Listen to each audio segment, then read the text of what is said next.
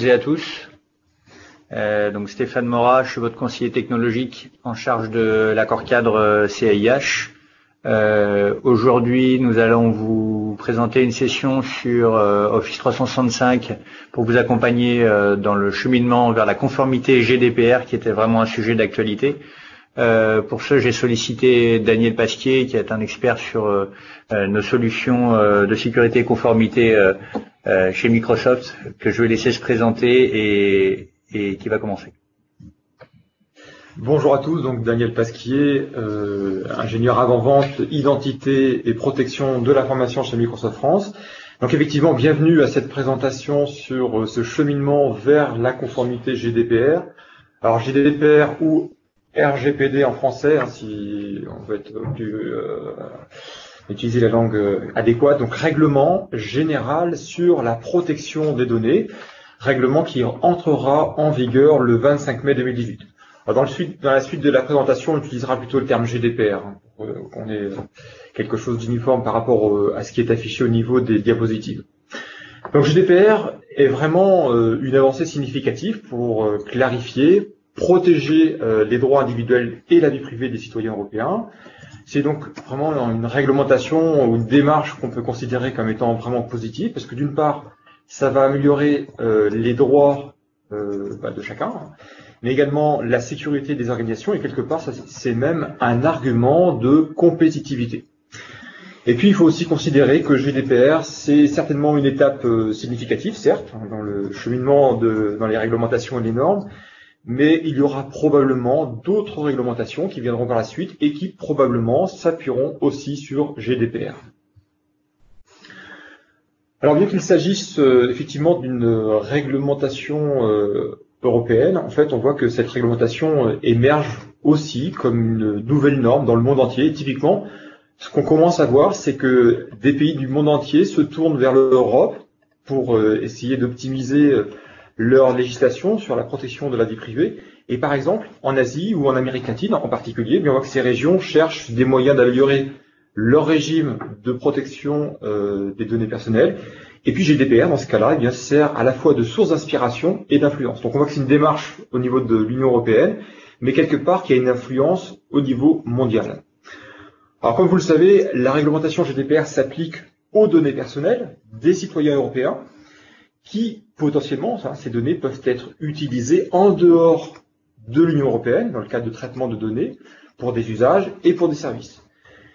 Alors aussi, ce qu'on peut dire dans le cadre de GDPR, c'est que c'est principalement des sujets qui sont liés autour des processus, de l'organisation, par exemple la notification en cas de violation de données, mais c'est aussi une partie technique. Elle a également sa place dans la réglementation GDPR, et c'est sur quoi nous allons nous intéresser aujourd'hui au travers de cette présentation. Voyons donc une vision simplifiée de GDPR au travers de 4 grands piliers. Le premier étant la vie privée, donc c'est juste pour brosser un petit peu le tableau sur GDPR. Donc parmi les changements majeurs introduits dans le cadre de cette réglementation GDPR, on trouve des nouveaux droits en matière de protection de la vie privée, donc ça c'est dans notre intérêt évidemment. C'est le droit à la rectification, à l'effacement, à l'oubli, donc c'est déjà des choses qu'on a entendu parler, mais c'est également mis dans la réglementation GDPR et imposé, on va dire. Réglementation également sur la limitation du traitement. Quand vous donnez des données personnelles auprès d'une organisation, eh bien, elle se doit d'en faire un usage limité et pas d'en faire un usage détourné par la suite. Donc, il y a un traitement qui est bien défini, vous devez être notifié, et on doit rester dans le cadre de ce traitement. Contrôle et notification. Donc là, c'est effectivement la collecte et le consentement des personnes concernées. C'est-à-dire qu'aujourd'hui, quand on donne des données personnelles, eh bien, il faut qu'on puisse être notifié, qu'on puisse savoir quel va être l'usage de ces données que l'on donne. Est-ce que c'est juste ce dont le traitement a besoin? On ne donne pas des informations supplémentaires qui n'auraient pas lieu dans le cadre du traitement spécifié. Il faut qu'effectivement ce traitement soit assez clair, qu'on n'ait pas d'ambiguïté sur l'usage des données personnelles. Et également donc, que l'entreprise puisse récupérer une preuve de consentement de la part de l'utilisateur final. Mise en place également des mesures de sécurité adaptées pour protéger les données personnelles en fonction de leur niveau critique. Donc, En fait, il s'agit d'une analyse d'impact qu'on appelle en anglais DPIA pour Data Protection Impact Analysis, qui permet de déterminer, alors c'est pas forcément obligatoire, mais quand il y a une grosse volumétrie de données ou quand le traitement peut amener à exposer les données, il faut quand même évaluer le traitement en question pour savoir si potentiellement il n'y a pas des risques ou une gravité assez importante dans la manipulation de ces données, et évidemment avec l'objectif d'apporter les moyens de protection adéquats. Avoir également un processus de notification de brèche en place. Donc là, l'idée, c'est de se dire, quel est le processus à mettre en place, qu'on puisse le tester avant qu'il y ait une brèche de sécurité pour pouvoir savoir qui on contacte, par exemple, auprès de l'autorité de contrôle, donc la CNIL en France. Donc il faut que tout ça, ça soit bien déterminé, quelles sont les informations, et que ça rentre dans le délai imposé par GDPR. Transparence et clarté, on en a parlé un petit peu, c'est donc définir l'usage qu'on va faire de ces données personnelles. Qui pourra y accéder également? Quelle est la finalité du traitement? Est-ce que des sous-traitants ou d'autres parties seront amenés à accéder à ces données personnelles que vous avez confiées à l'organisation? Par exemple, s'il y a un acteur qui est en dehors de l'Union européenne, par exemple aux US, est-ce que cet acteur a signé les clauses contractuelles, s'engageant ainsi à respecter les données des citoyens européens? On voit également sur le dernier pilier l'importance de la formation également dans l'organisation, de la mise en place également éventuellement d'une personne responsable des données personnelles dans l'organisation, qu'on appelle DPO en anglais pour Data Protection Officer. Et l'objectif effectivement de cette personne, alors elle n'est pas obligatoire dans tous les traitements, mais quand le traitement correspond à un traitement avec des volumétries très importantes et des données sensibles, eh bien le DPO est nécessaire, y compris pour tout ce qui est service public. Alors dans le domaine médical, il y a quand même quelques particularités, il faut quand même le notifier, puisque vous avez à gérer des données également de santé. Donc il y a une certaine liberté pour les établissements médicaux dans le domaine de la santé publique, mais aussi dans le domaine de la recherche scientifique et également des archives qui sont constituées dans l'intérêt public. Par exemple, on parlait de consentement, et le consentement n'est pas obligatoire pour traiter des données de santé, et évidemment dans la mesure où le patient consent aux soins. Et il y a également des spécificités sur la donnée de santé qui fait que on n'a pas besoin de définir précisément le traitement qui est fait sur la donnée de santé, dans la mesure où s'il y a un traitement qui est secondaire, eh bien ce traitement secondaire soit compatible en fait avec la finalité initiale du traitement. En termes de rétention de données, souvent, quand on donne un traitement de données, on dit, on va conserver les données 2 ans pour le traitement, et puis au bout de 2 ans, on les retire. Ou si vous sortez de l'application, on définit un délai pour pouvoir retirer ces données personnelles. Dans le domaine de la santé, il y a également une rétention qui est un petit peu différente. Pareil, le droit à l'oubli est quasiment impossible dans certaines conditions. Donc là aussi, c'est une particularité du domaine de santé. Donc pour simplifier notre démarche vers cette conformité, Microsoft s'engage à respecter GDPR sur l'ensemble de nos services cloud d'ici au 25 mai 2018. Microsoft également a la volonté forte de partager son expérience autour du respect de cette réglementation GDPR, mais également des autres réglementations complexes. Et puis on fait un effort, donc Microsoft et également les partenaires de Microsoft pour vous aider dans ce cheminement vers cette conformité. D'un point de vue contractuel, Microsoft s'engage déjà au niveau de ses online service terms contractuellement dans cette réglementation autour de GDPR. Donc vous trouvez des éléments associés à cette réglementation. Je vais juste passer la main quelques instants à Stéphane Morat qui va nous apporter quelques précisions dans le cadre des agréments du CIH. Donc, comme vous le savez, la centrale d'achat de l'informatique hospitalière a fait une demande de dépôt d'agrément de données de santé en janvier dernier. Donc, c'est la centrale d'achat qui dépose ce dossier et non Microsoft. Nous ne sommes que sous-traitants sur le sujet. Par conséquent, cette demande ayant été déposée, on a fourni tous les documents et procédures demandés par la ZIP et la CNIL afin de répondre à cette demande d'agrément. Donc pour le moment, comme vous pouvez le voir, donc on est sur une demande d'agrément qui s'appelle Travail collaboratif sécurisé en ligne pour une meilleure communication entre les GHT, les acteurs de santé, la médecine de ville et le patient. Donc c'est tout ce qui va concerner nos services Office 365 et Azure Active Directory pour la gestion d'identité et la fédération. sur lequel la demande a été faite. Cette demande, elle a été faite car CIH en fait se positionne comme un acteur de soutien des établissements hospitaliers dans la conformité et la sécurité de leurs données, et afin de fournir une plateforme et des services qui vont vous aider à faciliter la collaboration, la sécurité, la fédération d'identité et le pilotage médico-économique dans les centres hospitaliers. Aujourd'hui, ne sont pas concernés les services autour du dossier patient informatisé, la gestion financière ou encore le PACS par cet agrément. Cependant, je pense que on fera sûrement un avenant prochainement, une fois que l'agrément sera obtenu, pour pouvoir travailler sur des sujets plus métiers dans les établissements de santé. Juste un petit complément par rapport au slide précédent en termes de timing. Donc il y a eu des derniers échanges avec la centrale d'achat et la ZIP en novembre. Tous les derniers éléments ont été fournis et donc la centrale d'achat pense obtenir l'agrément de données de santé en janvier ou en février 2018 au plus tard. Donc de nombreux établissements de santé ont déjà anticipé la chose en ouvrant leur tenant Office 365, que ce soit pour des besoins de l'établissement ou pour les besoins du GHT. Merci Stéphane pour cette précision. Donc on l'a vu, GDPR s'applique donc sur les données personnelles avec des particularités sur les données de santé, les données personnelles de santé.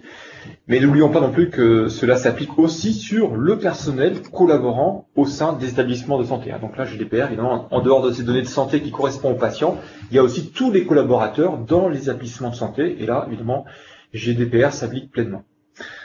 Alors GDPR est, vous l'avez compris, une réglementation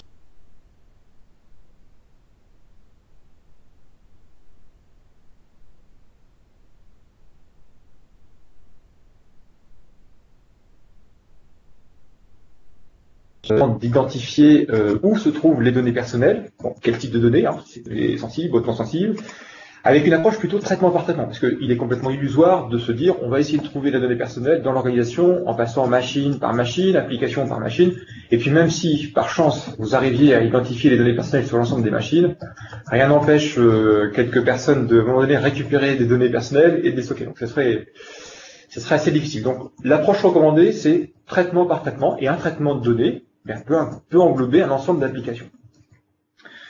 Alors évidemment, vous l'avez compris, la tâche n'est pas simple, surtout pour identifier tout ce qui est Shadow IT, et éventuellement, donc ces Shadow IT, ces activités, on va dire, en parallèle non connues ou non remontées à la DSI, qui pourraient manipuler la donnée personnelle des collaborateurs de l'entreprise, et en cas de défaillance, eh bien exposer même ces données à l'extérieur. Bon là, vous imaginez ce que ça peut faire, évidemment, si ça vient être connu par des médias ou donc. Là, il y a effectivement des démarches et des précautions à prendre. Par contre, on n'arrivera pas à un risque zéro. Deuxième catégorie, la gouvernance ou gérer, donc déterminer qui a accès aux données, avec quelle application et comment ces données sont utilisées. Est-ce que les accès sont légitimes? Est-ce qu'on a quelque chose, un processus en place qui permet de revoir régulièrement les gens qui ont accès aux données et de pouvoir remettre en question potentiellement ces accès. Protéger, donc là c'est aussi une brique importante, puisque là l'idée c'est de évidemment protéger les données au repos, en transit, voire même quand elles sont processées en mémoire, mais la protection ne s'arrête pas là. Il s'agit également d'avoir une approche de détection des brèches, ou des tentatives d'attaque. L'idée étant de dire, si jamais quelqu'un tente de rentrer dans le système, on ne va pas attendre qu'il est rentré dans le système et qu'il ait exfiltré les données pour pouvoir agir. On va agir en avance de phase pour éviter l'exfiltration des données personnelles. Donc là, il y a une phase de détection et même, comme on le dit souvent en anglais, vous avez dû le voir dans la littérature, le assume breach ou assumer les brèches de sécurité. Et puis la quatrième catégorie, c'est rapporter, donc conserver toute la documentation nécessaire pour quelque part comprendre ce qui s'est passé, par exemple dans le cadre d'une fuite de données, et puis être en mesure également de répondre aux demandes d'informations que pourrait demander donc l'autorité de contrôle dans le cadre de GDPR, et l'autorité de contrôle en France, c'est la CNIL.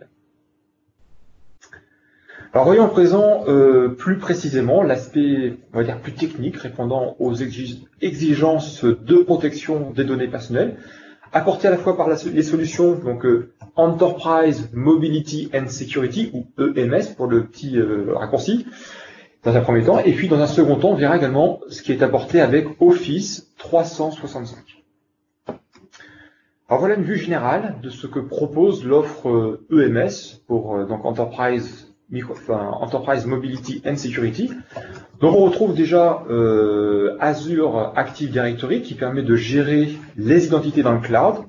Donc aujourd'hui c'est certainement une des étapes les plus importantes puisque la frontière de sécurité, c'est plus le réseau local corp, comme on pourrait parfois l'imaginer ou comme on l'imaginait il y a quelques années ou peut-être même dizaines d'années, avec un ensemble de firewalls tout autour de notre organisation. On se dit que la sécurité se trouve à l'intérieur et la sécurité, on va dire, à l'extérieur. C'est maintenant la sécurité, elle est attachée à l'identité, puisque l'identité est amenée à circuler dans l'organisation, en dehors de l'organisation, pour des raisons d'usage. Hein. Et donc c'est cette identité qui est le périmètre de sécurité. C'est l'identité aussi, vous l'avez compris, qui permet d'accéder aux ressources et aux ressources de données, les données personnelles. Donc cette identité, potentiellement, elle est utilisée à travers différents appareils, un laptop, un téléphone mobile, une tablette. Elle est amenée également donc à être on-premises. Donc quand je dis on-premises, c'est à demeure, dans les locaux, dans le réseau corp, mais également sur Internet. Et puis elle va chercher à consommer ces données à travers différentes applications SaaS. Et aujourd'hui, la plupart des applications qui sortent, c'est des applications SaaS. Hein. Donc, il faut pouvoir effectivement s'adapter à ces nouveaux usages, sans négliger bien entendu de la sécurité. Alors c'est la raison pour laquelle nous avons mis en place, grâce à ces solutions, de nombreux mécanismes, dont l'accès conditionnel qui va nous permettre de pouvoir, en fonction, comme vous le voyez à l'écran, de la localisation, de l'application utilisée, du niveau de risque calculé dynamiquement par rapport à l'utilisateur, de l'appareil et d'autres critères encore qu'on verra plus en détail, et bien d'activer par exemple l'authentification multifacteur.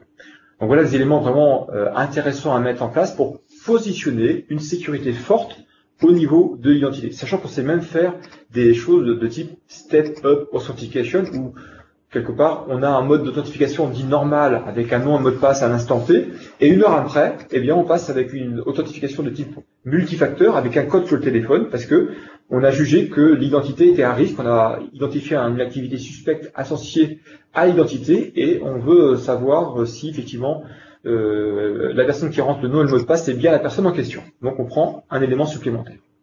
Intune. Alors Intune va nous permettre d'avoir un contrôle et une visibilité sur les appareils utilisés dans l'organisation.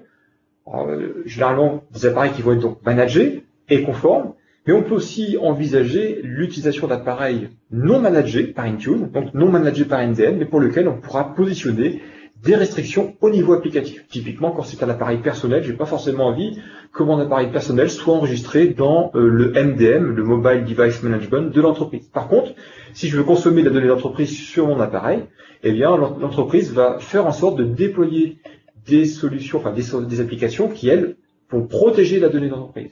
On reviendra plus en détail sur cet aspect-là.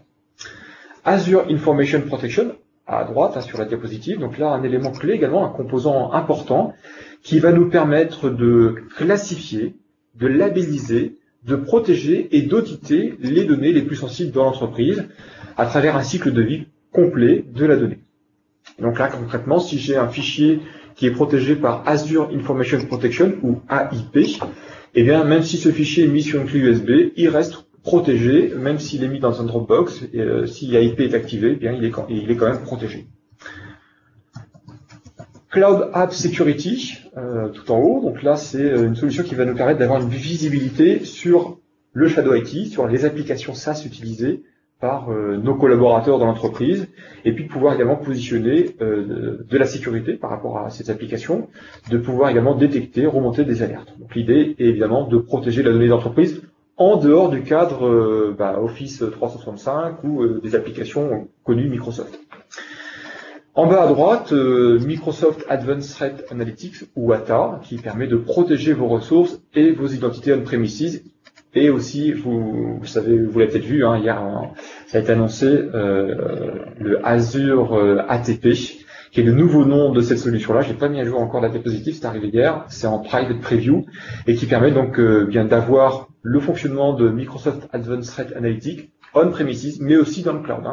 Pour rappel, ATA, on le verra un petit peu à la fin, permet d'identifier des comportements normaux, donc il y a du machine learning, il y a aussi l'identification d'attaques connues, golden ticket, pass hash, plein de choses de ce type-là. Donc avec la multiplicité des utilisateurs, des appareils, des applications SaaS, pour lesquelles parfois on n'a pas trop de contrôle, on ne sait pas quelles sont les applications SaaS qui sont utilisées, et puis le partage aussi très important de ces données, et des fois c'est justifié, puisque aujourd'hui les nouveaux usages fait qu'on a besoin de partager l'information, et bien cela donne souvent l'impression aux entreprises de perdre le contrôle sur la donnée dès que ça quitte l'organisation. Donc les solutions qu'on va vous proposer permettent effectivement d'avoir un meilleur contrôle et de positionner la sécurité au niveau de l'identité et voire au niveau de la donnée. Donc pour aborder ces différents aspects, ce qu'on vous propose, c'est de voir ensemble 6 scénarios qui couvrent généralement la majorité des demandes de nos clients et des besoins. Donc à travers ces 6 scénarios, on verra quelles sont les solutions de sécurité qu'on peut mettre en place. Le premier scénario, c'est comment fournir une protection permanente des données, donc données personnelles, que ce soit dans le cloud ou on-premises, et suivre l'activité effectuée sur la donnée. Donc là, on va voir principalement la solution Azure Information Protection, pour ce qui est à la fois de la partie, on a vu, découverte, gestion, gouvernance, protection, et rapporter sur les 4 grands piliers ou 4 grandes catégories d'activités sur GDPR. Déjà, le cycle de vie d'un fichier sensible. Donc, dans le cycle de vie d'une donnée sensible, donc par exemple données personnelles, qui doivent correspondre peut-être entre 15 et 20% maxi des données d'entreprise, et la donnée, elle est créée, et cette donnée, par nature, elle est créée pour être partagée, pour être consommée, importée, modifiée à différents endroits. Donc, quelque part, cette donnée, elle vit. Son existence est détectée dès sa création ou pendant le cycle de vie de cette donnée, lorsqu'elle est véhiculée, peut-être sur des appareils, sur des services cloud ou même on-premises. Et quand elle est véhiculée, on va pouvoir l'identifier, la classifier. Donc quand je dis classifier, c'est par exemple dire que cette donnée, elle est sensible. Et puis après, la labelliser. Elle est sensible, mais on va mettre un label dessus, comme confidentiel ou données personnelles. Et puis ce label, après, va être utilisé pour positionner une protection, un chiffrement sur le fichier. Et puis on va aussi peut-être mettre en place des éléments comme une durée de rétention. Pour des données financières, on va s'imposer le fait de conserver la donnée sur un temps adéquat, voire pour des données personnelles hors données de santé, on va peut-être faire en sorte de positionner également une suppression automatique de la donnée ou avec revue d'un administrateur dans le cas échéant. Et puis, pour ce qui est de la protection, on va protéger cette donnée par exemple avec un chiffrement au niveau de la donnée, mais aussi avec des permissions pour déterminer qui peut accéder et qu'est-ce qu'il peut faire sur la donnée en question. Peut-être même au niveau graphique, on pourra positionner un filigrane. On pourra également, grâce à un DLP, un Data Loss Prevention, positionner un blocage pour éviter que la donnée d'entreprise puisse être partagée avec une personne externe à l'organisation, ou au moins avertir l'utilisateur qu'il est en train de faire cette action-là et qu'il prenne la décision adéquate. Toujours dans ce cycle de vie, puisqu'on a dit que la donnée elle vivait, elle voyage, donc potentiellement on la retrouve à de nombreux emplacements dans Office 365, très bien, la messagerie, SharePoint, mais aussi dans des applications non Microsoft, Salesforce par exemple. Et puis elle pourrait éventuellement être déposée sur du Box, du Dropbox, du FileDropper, enfin des outils qui sont plus ou moins, ou des applications SaaS qui sont plus ou moins protégées, et là évidemment il faudra probablement prendre des mesures de protection. Enfin, la donnée peut être monitorée, auditée, et on va pouvoir déterminer avec qui elle a été partagée, quel usage en a été fait, est-ce que les partages sont légitimes ou illégitimes, est-ce qu'il y a eu des tentatives illégitimes d'accéder à la donnée. Et là aussi, vous allez pouvoir prendre des actions de remédiation. Enfin, dans un cycle de vie de la donnée, il faut prévoir également une stratégie donc de rétention, d'expiration et de suppression, soit automatique, soit manuelle, avec une revue par un administrateur. Donc tout ça, ça va être géré par des stratégies de gouvernance au niveau de Office 365. Donc dans l'objectif de faire respecter cette politique de sécurité, politique de sécurité qu'on applique sur des données non structurées. Des données non structurées, c'est les fichiers et les mails. Donc ces données-là, typiquement, elles sont utilisées dans Exchange Online ou dans SharePoint Online pour les fichiers. Donc en utilisant Azure Information Protection, on va avoir cette capacité à la fois de détecter la donnée, de la classifier, de positionner un label spécifique, alors soit de façon manuelle, soit de façon automatisée. On va apporter donc un mécanisme de, quand on va labelliser la donnée, potentiellement, on peut choisir de labelliser et en même temps de la protéger, donc de la chiffrer la donnée. On pourra également la protéger et la partager avec des gens de notre organisation, mais potentiellement, et c'est quand même le cas de plus en plus, d'avoir à partager cette donnée avec des personnes extérieures à l'organisation, des clients, des partenaires. Donc on va être dans un scénario B2B. Mais même dans ce scénario B2B ou business to business, on pourra quand même appliquer une granularité très fine qui va permettre de déterminer qui a accès à la donnée, quelle information, sous quelles conditions et pour quelle durée. On peut même définir une durée d'expiration au document qu'on va fournir. Donc toutes ces caractéristiques de permission associées au fichier, il va être attaché au fichier. Donc le fichier il est chiffré.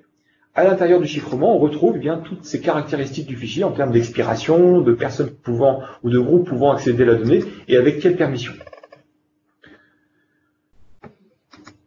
Pour accéder ou consommer cette information, il faudra s'authentifier auprès de l'annuaire Azure Active Directory. Et là, qui dit authentification au niveau d'Azure AD, dit traçabilité des accès, qui accède aux documents, d'où, quelle est l'adresse IP, de quel type d'appareil, et même avoir la possibilité de pouvoir révoquer l'accès à un document. Alors même si la personne a récupéré le document, elle l'a sur une clé USB ou sur son device, enfin sur l'appareil, pardon, elle est capable de lire le document protégé par IP parce qu'elle s'est authentifiée auprès d'Azure AD et auprès également de Azure Information Protection. Si on décide à un moment donné de révoquer le document, lorsque cette personne va aller s'authentifier auprès d'Azure AD, elle va récupérer un jeton. Ce jeton, elle va aller le présenter auprès de Azure Information Protection. Mais là, Azure Information Protection a connaissance de la révocation du document et donc va interdire l'accès. C'est pas forcément immédiat, il y a des notions de cache, mais la possibilité de révoquer un document est envisageable. Donc la première étape, on l'a dit, dans le cheminement de la conformité GDPR, c'est de classifier, de labelliser les données, pour pouvoir apporter une protection adéquate. Donc cette classification, elle se fait soit automatiquement sur la base de critères que vous définissez, c'est vous qui définissez les critères.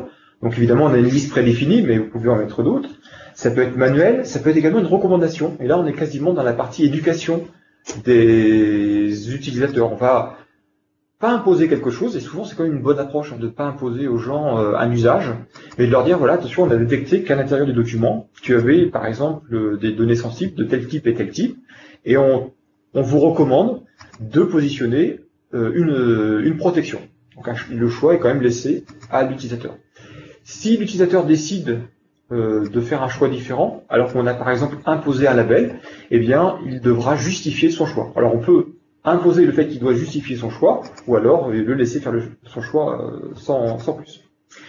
En tout cas, l'idée, dans toutes ces solutions qu'on vous présente aujourd'hui, c'est d'avoir, d'un point de vue utilisateur, quelque chose de relativement simple. D'avoir une expérience utilisateur très agréable, intuitive, sans complexité. La complexité, elle a lieu dans les mécanismes en place de protection. Et d'un point de vue utilisateur final, et même d'un point de vue administration, l'idée est de rendre des choses vraiment agréables à utiliser, simples d'expérience, sans complexité. Donc par défaut, on a 4 niveaux de classification, mais évidemment, vous avez toute la possibilité, les moyens de pouvoir ajouter des nouveaux labels, de les personnaliser. Donc en fonction du contenu, fichier ou mail, comme vous pouvez le voir ici, l'administrateur peut positionner une stratégie qui sera de positionner une restriction avec toutes les caractéristiques à l'intérieur que vous voulez. Alors à l'écran, on voit ici par exemple la taille de la policy, la couleur, à gauche, à droite, un filigrane, pas un filigrane, qu'est-ce qu'on met comme filigrane. Donc c'est vraiment ouvert en termes de possibilités. Vous avez, ce qui est vraiment bien aussi, c'est vrai, ce qui est excellent quand même dans Azure Information Protection, c'est la possibilité de partager la donnée chiffrée avec des personnes en dehors de son organisation. Donc là, évidemment, on va pouvoir les partager dans son organisation, ça paraît naturel, mais le fait de pouvoir partager avec des personnes en dehors de son organisation et avec le même niveau de sécurité. Donc ça, c'est quelque chose vraiment d'intéressant, à la fois pour la partie messagerie et pour la partie fichier. Et vous pouvez même définir une durée limitée de ce partage. On va pouvoir même avoir un contrôle sur qu'est-ce que l'utilisateur final en dehors de l'organisation va pouvoir faire avec le document. Par exemple, pour un mail, il ne pourra pas le reforwarder vers d'autres personnes à l'extérieur. Donc ces permissions sont vraiment précises et granulaires. Un autre élément important dans Azure Information Protection, c'est la possibilité de pouvoir tracer et contrôler la donnée, peu importe où elle se trouve. Donc on va pouvoir déterminer qui a accès à la donnée. Est-ce que la donnée a été lue ou pas lue? Et à quelle date? Et par quelle personne? Et même avoir sa localisation. On va voir une petite démonstration juste quelques slides après. On va pouvoir également déterminer si quelqu'un a tenté d'accéder à la donnée et que ça n'a pas réussi, mais on va voir quand même qu'il y a eu des tentatives d'accès à la donnée. Donc on va pouvoir essayer de comprendre et d'investiguer la raison pour laquelle cette donnée a été accédée. On va aussi pouvoir voir si une personne qui a le droit d'accéder à la donnée a tenté de la partager avec une autre personne qui, elle, n'a pas le droit d'accéder. Donc on a vraiment un suivi assez précis à ce niveau-là. Et évidemment, comme on le voit sur la diapositive, la possibilité aussi de révoquer l'accès sur la donnée, même a posteriori. Voilà, donc on a une visibilité sur la distribution du document. Donc là, comme vous pouvez le voir à droite, on a un genre de map monde avec des petits logos qui nous disent là envers le nombre de personnes qui ont accédé à la donnée, en orange ceux qui ont tenté d'accéder et qui n'ont pas pu, et puis la possibilité donc de révoquer ces accès. Je propose qu'on passe sur la première démonstration. On a prévu avec Stéphane différentes démonstrations pour essayer d'illustrer un petit peu les usages. Alors, l'usage en question va correspondre. Je bascule sur la donnée en question. Alors, faut que je trouve. Voilà. Donc là, c'est un poste de travail sur lequel je me suis connecté. J'ai un certain nombre d'informations. Donc, le premier scénario que je voulais partager avec vous, c'est la possibilité. Voilà, j'ai un document ici. J'ai un certain nombre de labels qui me sont proposés, mais j'en ai choisi aucun. Donc là, je peux très bien dire, en fonction du contenu, c'est moi qui prends cette décision. On ne m'a rien imposé. Je décide, par exemple, de positionner un label comme étant, un label sur le document comme étant hautement confidentiel. Et d'ailleurs, on m'explique à quoi ça correspond derrière ce label de hautement confidentiel. Notez également que j'ai un label ici, mais que je peux avoir des sous-labels que je peux positionner. Donc là, je prends la décision de positionner un label sur ce document. Le fait d'avoir sélectionné ce label engendre derrière, potentiellement, un mécanisme de chiffrement pour le document. J'aurai évidemment la même logique au niveau d'un mail. Donc là, voilà, mon label est positionné sur le document est maintenant chiffré, il y a un nombre d'utilisateurs bien identifié qui peut accéder. Bon, là, il s'avère que c'est all employees, au niveau de l'organisation, qui vont pouvoir consulter ce document. Je peux également positionner un certain nombre de restrictions sur l'usage du document. Par exemple, sur la possibilité de partager ou pas le document, de l'éditer ou pas. Il y en a bien d'autres, évidemment, possibilités. Donc, premier aspect, possibilité de pouvoir labelliser manuellement sur la décision de l'utilisateur un document. Autre aspect possible, je ne vais pas évidemment tout les montrer, sinon on va passer un petit peu de temps, mais la possibilité de suggérer un label à l'utilisateur. Donc là, j'ai ouvert un document. Azure Information Protection a détecté qu'à l'intérieur de ce document, comme vous pouvez le voir ici, on a identifié qu'il y avait un numéro de sécurité sociale dans le document. Donc mon document n'est pas encore classifié, comme vous voyez, ici j'ai pas de sensitivity not set, mais si je regarde effectivement dans le document, je vois que j'ai un numéro de sécurité sociale, Dan Robbins, qui est un homme, puisque c'est le 1 correspond au sexe, le 78 c'est l'année de naissance, je crois, le 10 c'est le mois d'octobre, le 66 c'est le département. Alors rassurez-vous, évidemment, j'ai pas mis un vrai numéro de sécurité sociale, hein, c'est fictif, mais dans le formatage indiqué ici, Azure Information Protection a scanné le document, identifié qu'on avait un numéro de sécurité sociale et me propose, là on est dans l'éducation hein, de l'utilisateur, de positionner ou pas ce label. Donc je vais le choisir, hein, Change Now, et maintenant donc on positionne effectivement ce label.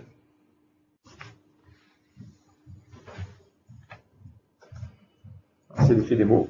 Donc effectivement, je vais pouvoir positionner le label sur ce document qui est configuré ou qui contient de l'information sensible. Alors, le label que j'ai positionné ici sur un numéro de sécurité sociale, ça pourrait très bien être également un numéro de carte de crédit ou n'importe quoi d'autre. Je peux aussi avoir un label beaucoup plus générique, comme étant par exemple des données personnelles. Autre cas de figure, c'est la possibilité d'imposer un label. Donc je vais revenir ici. Donc vous voyez ici j'ai un document par exemple qui contient des données personnelles, on va dire, mais pour l'instant j'ai pas de label. Ce que je vais faire, c'est vous montrer qu'on peut positionner un label automatiquement. J'espère que ça va passer ce coup-ci. Donc là j'ai quelques numéros de carte bleue. Alors c'est pas la peine de les noter, hein, ils sont évidemment faux. Je positionne celui-ci ici. Hop.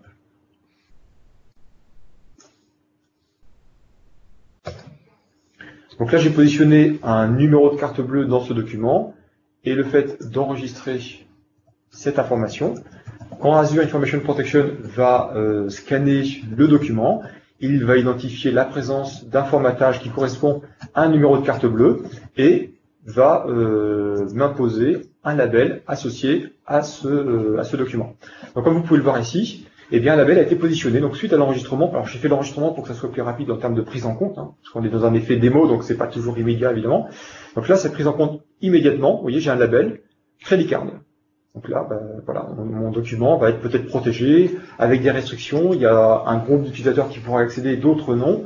Donc on a permis le positionnement du label en question. Notez également quand même cet aspect-là. Si par exemple je dis oui mais Credit Card, moi je voudrais le remettre en général. Je peux effectivement changer le label. Donc là, c'est parce que l'administrateur a configuré Azure Information Protection en déterminant, enfin, en laissant la possibilité, le choix à l'utilisateur final de changer le label en question.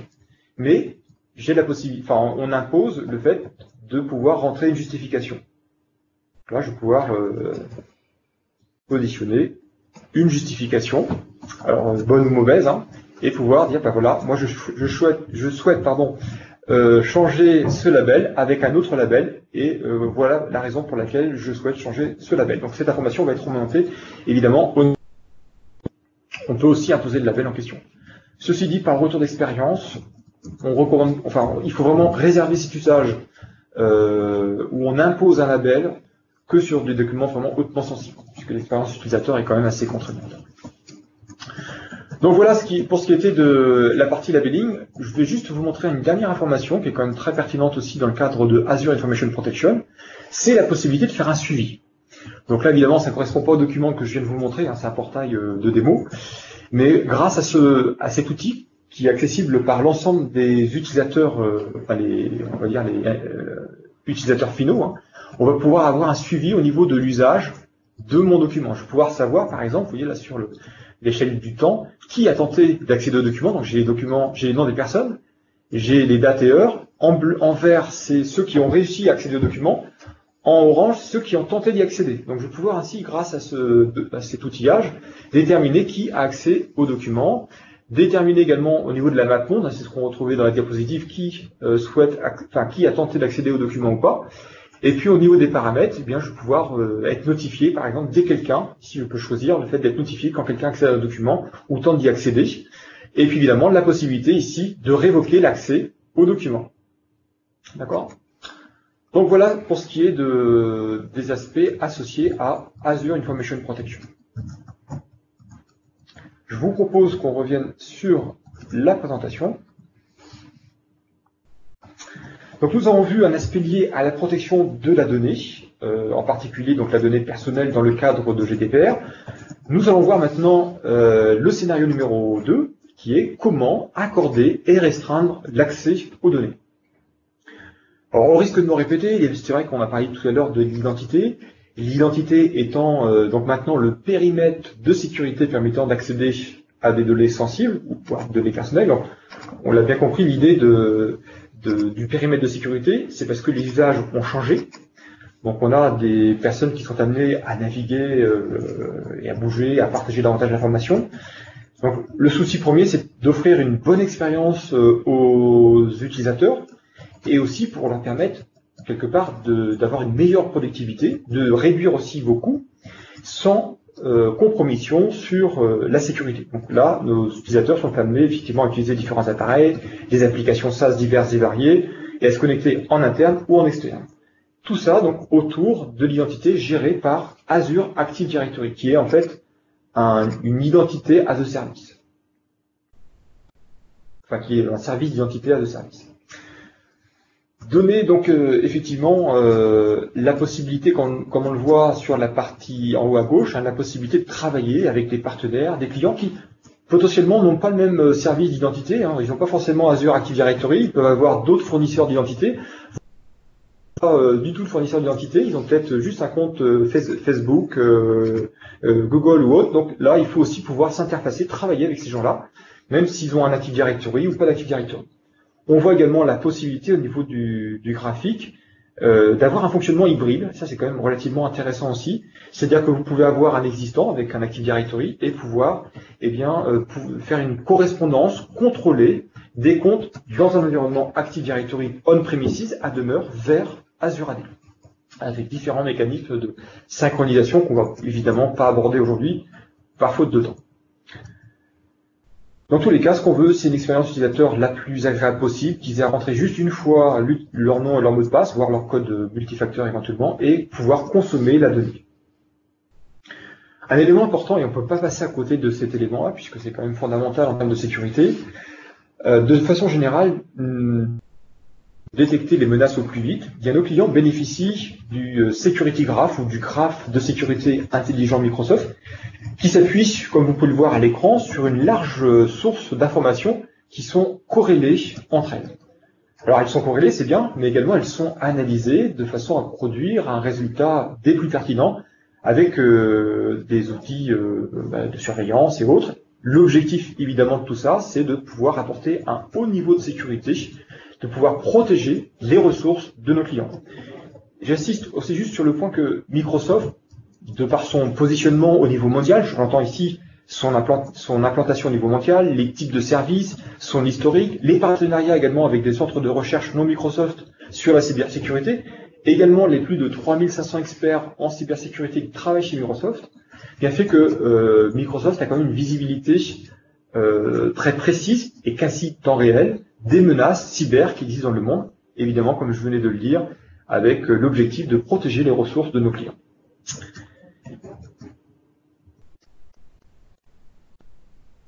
Alors voyons à présent un mécanisme de protection d'accès aux données, et qui est donc l'accès conditionnel.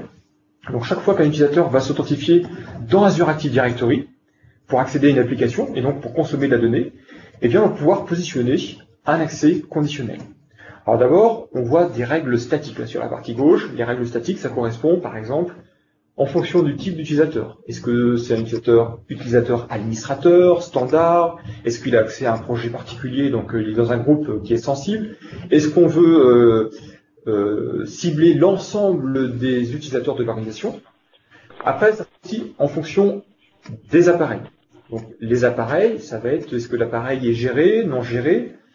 Également à partir de quelle localisation? Est-ce qu'on est dans une localisation de type corporate, ou une plage d'adresse IP bien définie ou inconnue? Également à partir de quelle application? J'entends l'application côté client, celle qui lance, est-ce que l'application est supportée, mais également l'application ciblée, quelle est l'application qu'on va aller utiliser? Est-ce que c'est une application financière, une application qui gère de la donnée personnelle sensible? Donc voilà l'ensemble des conditions qu'on peut combiner, hein, évidemment, très bien. On peut dire que l'utilisateur doit être membre d'un groupe spécifique, sur un appareil qui soit géré, dans une plage d'adresse IP bien spécifique, et pour consommer uniquement ce type d'application. Ça, c'était les règles statiques. D'un autre côté, on a également des règles dynamiques qui elles s'appuient sur 10 terabytes d'analyse de log par jour. Si j'ai parlé tout à l'heure du graphe de sécurité, c'est pas de façon innocente, hein, c'est parce qu'effectivement, ces données qui sont récupérées dans le graphe de sécurité, eh bien, sont après consommées par différentes applications, dont l'accès conditionnel dans Azure Active Directory. Et là, ça va permettre quelque part d'identifier dynamiquement, de faire une évaluation du risque de l'identité de l'utilisateur. Par exemple, typiquement, si on trouve que les clés d'identité ou le nom et le mot de passe de l'utilisateur sont disponibles sur Internet, à la vente, bah, évidemment, on va comprendre qu'il y a une fuite grave d'informations associées à ce compte-là, et le niveau critique de la session, ou de l'identité, sera sévère. Et là, évidemment, on prendra les actions adéquates. Et puis aussi par rapport à l'usage, hein, donc on parle de machine learning, c'est vrai que c'est un terme qui est souvent utilisé, parfois même un peu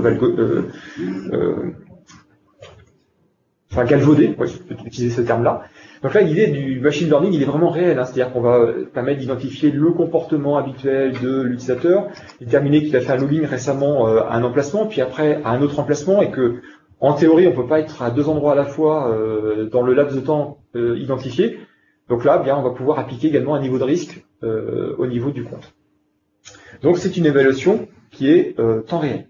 Et puis en fonction de cette évaluation, une fois qu'on l'a déterminée par rapport à l'utilisateur, donc on a combiné à la fois des conditions statiques et des conditions dynamiques, eh bien on va pouvoir faire des contrôles derrière. Soit on autorise, soit on exige du MFA, et entre nous, une recommandation vraiment basique, c'est tous les administrateurs d'Office 365, ou tout autre administrateur d'ailleurs, le MFA, l'authentification multifacteur, n'est même pas négociable. C'est obligatoire, puisque là, c'est des comptes vraiment stratégiques, et pour éviter des niveaux d'attaque sur un compte et un mot de passe, le MFA est absolument nécessaire. C'est pas négociable.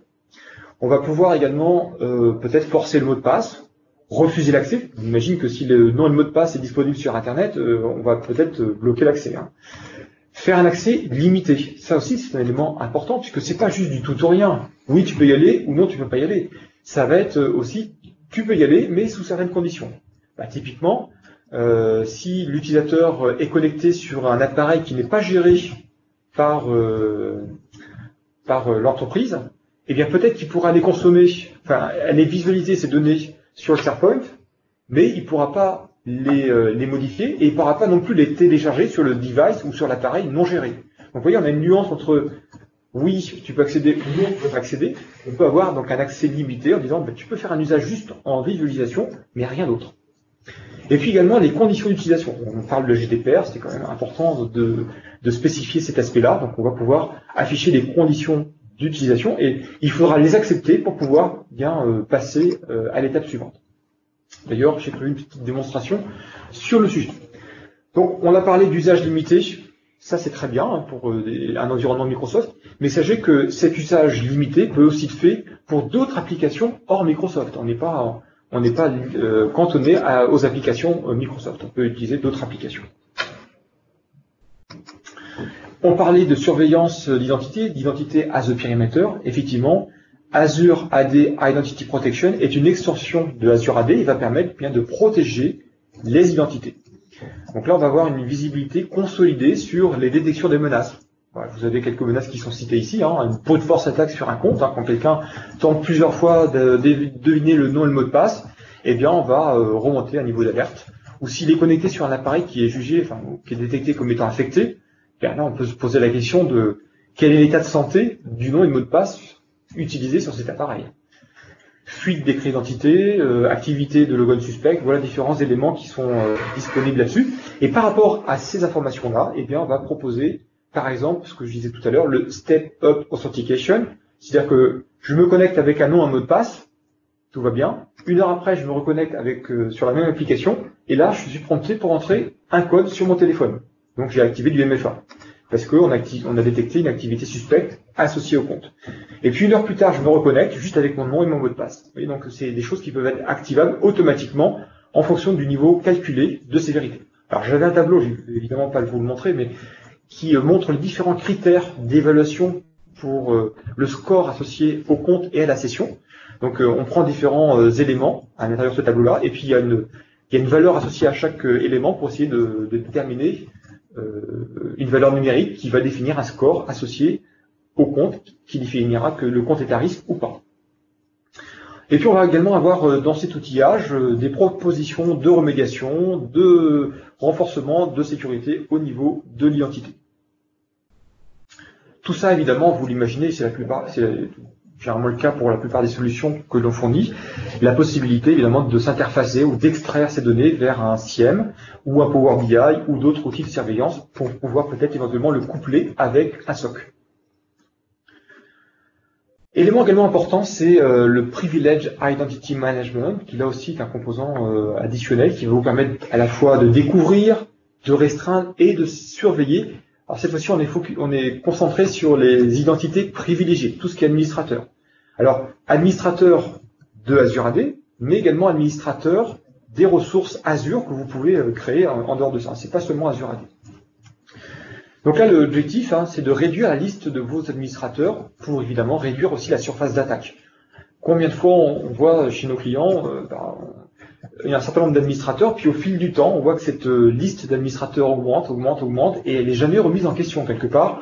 Eh bien, lorsqu'on attribue des privilèges d'administrateurs à quelqu'un, on ne se pose pas toujours la question est-ce qu'à un moment donné, on a besoin des privilèges d'administrateurs sur plusieurs mois, plusieurs années?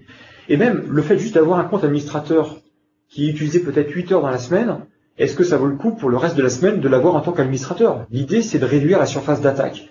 Donc peut-être de le mettre en tant qu'administrateur juste le temps nécessaire pour les tâches d'administration, et en dehors de ce cadre-là, bien revenir simplement en tant qu'utilisateur standard. Donc là, les bonnes pratiques en fait que nous-mêmes on met dans nos data centers, on cherche aussi à en faire bénéficier nos clients. Donc là, vous avez le cas d'un utilisateur standard, il a besoin de faire une tâche, il devient donc administrateur global, par exemple. Évidemment, ça passe par un processus de validation, un administrateur, un code MFA, peu importe. Il va avoir donc ce privilège d'administrateur pour faire ses opérations avec juste les permissions nécessaires. On est dans une approche role base access control, et pour une période bien définie, peut-être 4 heures, 8 heures, c'est vous qui décidez. Une fois que les opérations sont terminées, eh bien, l'utilisateur revient à un utilisateur de base, il n'y a pas de connotation négative évidemment, un utilisateur standard. Vous aurez également, au travers de cet outil, des recommandations de sécurité. Donc là, l'idée, évidemment, c'est de pouvoir réduire la liste des administrateurs. Petite démonstration. J'aimerais juste vous montrer l'aspect l'accès conditionnel en fonction du risque, et puis l'accès conditionnel avec le term of use ou les conditions d'utilisation. On rebascule ici. Je propose qu'on commence déjà par les conditions d'utilisation. On va le faire dans le bon ordre. Voilà, je reviens sur ma station. Donc, j'ai un utilisateur qui est amené à se connecter avec un nom et un mot de passe traditionnellement sur ces applications. Alors, ça peut être un administrateur, on peut prendre un administrateur. Là, je démarre une application, un browser, qui est un browser Tor. Donc, c'est un browser qui permet de... Ah oui, il est déjà démarré, pardon. Qui permet d'accéder à Internet en masquant l'adresse IP source. Bon, ça peut être pour des raisons légitimes, peut-être que vous voulez pas savoir, enfin, vous voulez pas donner votre origine. Ça peut être aussi pour d'autres motivations, on va dire. Et l'outil sert à ça. Donc je vais prendre un lien. Donc on va prendre le portail. On va prendre le cas d'un administrateur. Alors je pourrais prendre l'accès à des applications ou au portail d'administration ou n'importe quoi d'autre. Donc là, je vais le mettre dans le browser. Voilà. Donc j'accède au portail Azure AD. Là, à la limite, je vais faire de l'administration, mais je ne veux pas donner des informations associées à mon adresse IP source. Donc, je vais récupérer mon email. Donc je prends mon email, mon nom d'utilisateur. Voilà. Je le positionne ici. Je me connecte. On me demande de rentrer mon mot de passe.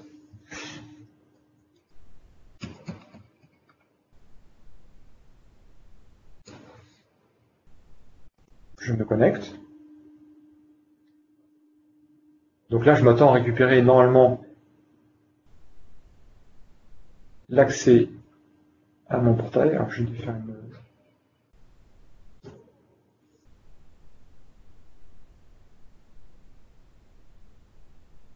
On va attendre l'affichage. Alors juste pour information ici, au niveau de la partie browser, vous avez ici le chemin qui est utilisé pour accéder au portail. Alors j'ai pas dû activer les coordonnées, parce que là vous voyez j'ai quand même pu accéder à mon portail, donc j'ai pas dû l'activer pour mon environnement. Alors je vais retenter en fermant tout ça. Je pense que j'ai dû changer les paramètres au niveau de mon browser. Je vais redémarrer, je vais faire un test. Bon, je redémarre mon browser, je vais essayer avec un autre nom.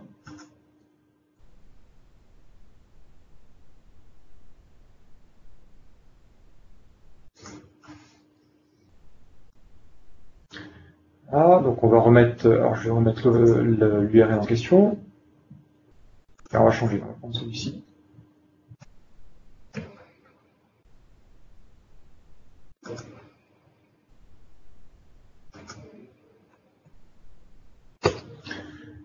L'important quand on fait des démonstrations, c'est aussi de remettre les compteurs à zéro.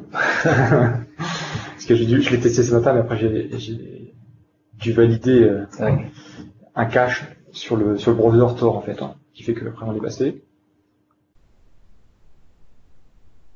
Donc là l'idée effectivement c'est de ne pas fournir l'adresse IP d'accès au niveau de l'applicatif pour pouvoir faire peut-être des opérations sans être identifié. Donc généralement ce qu'on fait, c'est, enfin ce qu'on fait, je m'inclus pas dedans, mais ce qui est fait, c'est des attaques par exemple.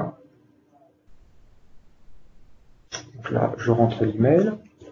T'as oublié de prendre devant le arrobas. Ouais. XW, j'en essaie un autre. Alors lui c'est quoi?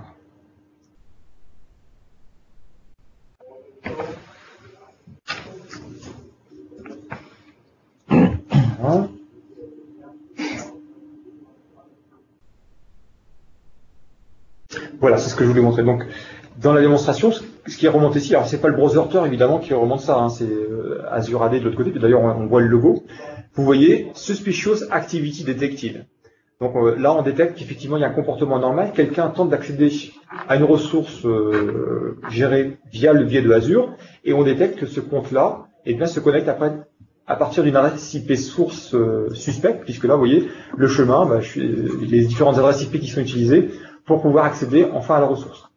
Alors si vous êtes amené à faire la démo, surtout ne faites pas enregistrer la connexion, puisque sinon on va garder en cache dans Tor l'information comme quoi on s'est connecté. Donc là je vais faire vérifier, et puis normalement je devrais être prompté pour rentrer un code au niveau de mon téléphone, etc. On n'ira pas jusqu'au bout. Et donc là il me sollicite avec un code, je vais prendre un texte par exemple. Ah oui, je ne vais pas le faire parce que j'ai le chronomètre qui tourne sur mon appareil. Donc voilà, là l'idée c'est que je pourrais quand même bypasser, et c'est ce que j'ai fait tout à l'heure, enfin ce matin avant de faire la démonstration, et là auquel cas je vais avoir les informations en cache dans le browser Tor. Et si c'est la première fois et que je mets en place un système en question, eh bien je vais pouvoir évidemment éviter ce type de comportement. On rebascule donc sur l'environnement de démonstration, mais cette fois-ci pour illustrer la partie conditions d'utilisation, donc term of use. Donc là, je suis dans le portail Azure, Azure Active Directory. Je suis dans l'aspect accès conditionnel. Pardon. Et j'ai la partie ici que vous pouvez voir, conditions d'utilisation, term of use, qui est en preview. Donc là, j'ai créé un certain nombre de conditions d'utilisation. Alors juste pour vous montrer la simplicité de mise en place, quand vous créez une condition d'utilisation, vous mettez évidemment le nom, le display name, et là vous avez juste à uploader un fichier PDF. Et c'est ce fichier PDF qui contient les conditions d'utilisation. Par exemple, quelles données vous allez collecter, pour quel usage, qui pourra accéder aux données, ou tout simplement un engagement comme quoi les gens qui assisteront à un projet particulier ne vont pas divulguer les informations qui seront données durant ce projet. Donc pour gagner un petit peu de temps, j'ai créé ces conditions d'utilisation qui s'appellent Personal Data Use for Project XY. Donc c'est un projet particulier qui va mettre en œuvre de la donnée personnelle. Donc je retourne au niveau des stratégies. Et là, au niveau des stratégies, je vais activer cet accès conditionnel sur la base du terme of use. Donc là, je prends la condition. Alors, je ne vais pas revoir tous les détails avec vous. Hein. Ici, évidemment, j'ai créé cet accès conditionnel pour l'ensemble des utilisateurs, pour l'ensemble des applications. Évidemment, je pourrais le faire une application par application, hein, avec des conditions, peu importe où la personne est connectée. Et dans l'access control, ici, je définis que les gens doivent acquitter le message relatif au Personal Data Use for Project XY. Donc je l'active. Hein. Voilà. Donc l'accès conditionnel, comme vous allez le voir dans l'expérience utilisateur, est conditionné par le fait d'accepter cette condition d'utilisation. Voilà, je vais faire un save. Et puis maintenant, bien, je vais me connecter. Alors je vais me connecter à partir de la station peut-être.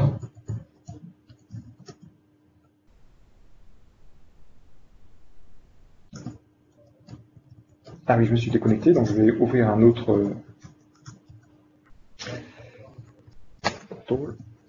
azure.com. Je vais vous afficher l'écran.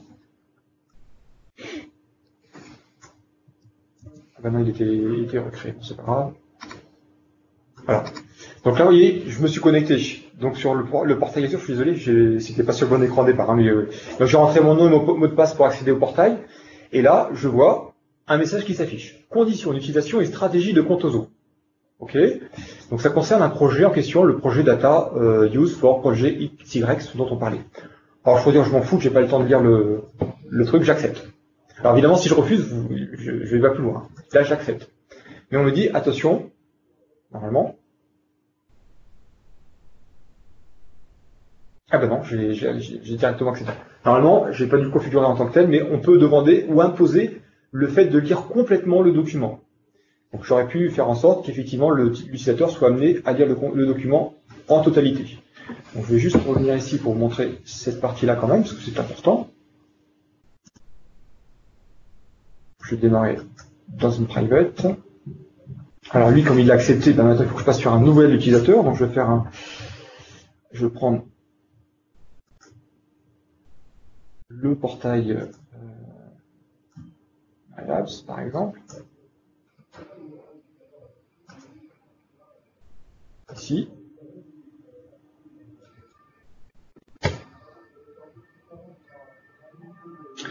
Ici, je vais prendre un autre utilisateur. Je vais prendre juste l'entête ici pour gagner un petit peu de temps.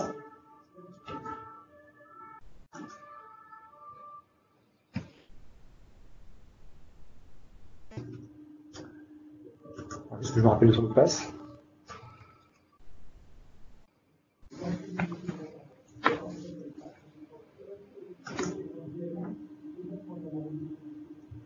Ça a l'air d'être bon. Donc là, c'était juste pour vous montrer quand même le contenu. Donc là, quand je clique dessus, évidemment, j'ai la condition d'utilisation. Déclaration. Alors j'ai pris du Microsoft, là, évidemment, ça sera personnalisé avec votre environnement. Mais là, on va définir les conditions d'utilisation, comment les données personnelles sont recueillies, à quel usage, pour quel objectif. Ça peut être dans le cadre d'un projet, hein, dire voilà, on va être amené à gérer, à partager des données sensibles. Donc on demande à ce que chaque personne, membre du groupe associé au projet, eh bien, accepte le fait de ne pas partager ces données à l'extérieur du cadre du projet. Et puis évidemment, dans la partie suivi dans la partie suivi au niveau des conditions d'utilisation, on aura toute l'activité, tous les gens qui ont accepté ou pas cette condition d'utilisation. Ici, quand je serai dans cette donnée-là, eh bien, je vais pouvoir voir qui a accepté ou pas, avoir tout le détail en fait, je crois que c'est ici, hein, si je fais View Audit Log, quelles sont les personnes qui l'ont accepté, quand et comment. Donc vous avez quelque part une trace écrite de la validation. Alors on va revenir donc maintenant à la présentation.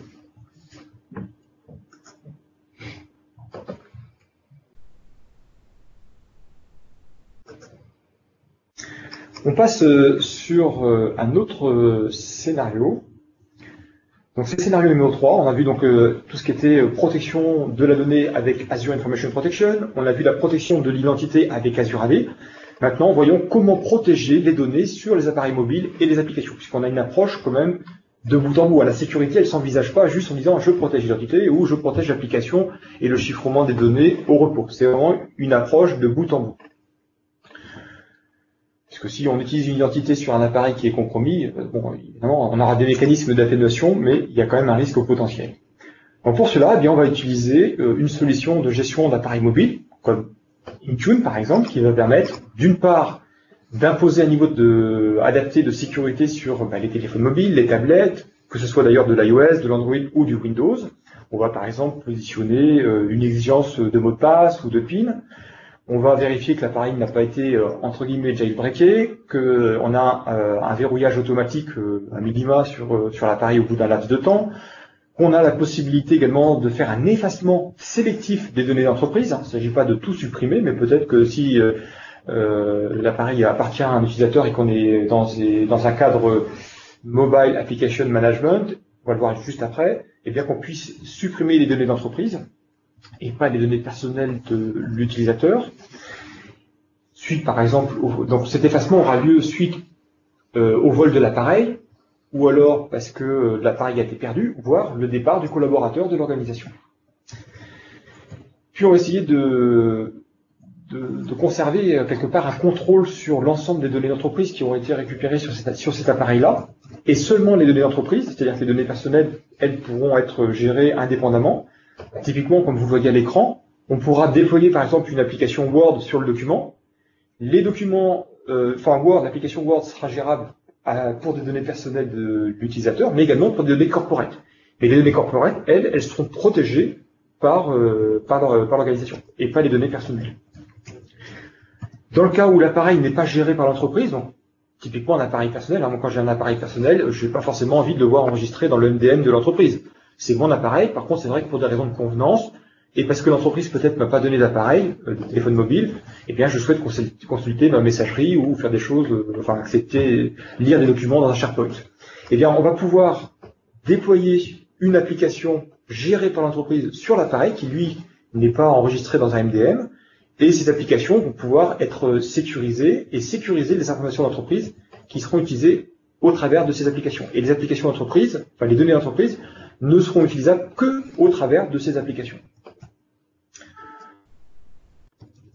Donc l'idée effectivement des appareils non gérés par un MDM, donc un Mobile Device Management tel que Intune, c'est dans le cas d'appareils personnels ou aussi d'appareils de collaborateurs externes qui sont amenés à gérer les données d'entreprise. Donc on est réellement dans du Bring Your Own Device.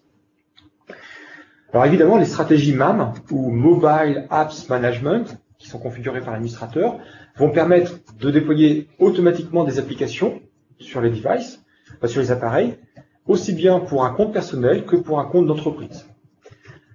La stratégie de sécurité au niveau des applications déployées par le Mobile Application Management va permettre de gérer les données. Alors peut-être pour bien clarifier, faire la nuance entre les deux, entre ce qui est géré dans Intune et MAM, et ce qui est géré que par MAM, donc Mobile Application Management, eh bien le MDM, lui, va par exemple imposer d'avoir un code PIN sur l'appareil pour accéder à l'appareil, ou imposer le chiffrement complet de l'appareil. Ça, c'est le MDM.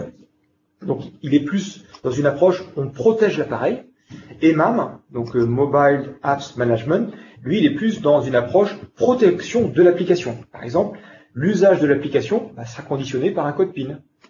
Voilà un exemple concret pour montrer la différence ou même la complémentarité de MDM et de MAM ou Mobile Apps Management. Alors ce qui est intéressant aussi, c'est que sur ces devices, ces appareils mobiles, eh bien on aura la capacité de consommer des données protégées par Azure Information Protection, qu'on a vu précédemment. Vous aurez donc la possibilité de restreindre les fonctionnalités des applications d'entreprise pour éviter le partage ou le téléchargement des données d'entreprise sur un appareil mobile non géré. On ne veut pas qu'on fasse une copie du fichier Excel vers une autre application qui n'est pas gérée par l'entreprise, d'une part, comme on le voit à l'écran avec le fichier Excel, et puis on ne veut pas non plus qu'il y ait une copie du fichier Excel d'entreprise sur le mobile. Donc voilà comment on peut procéder.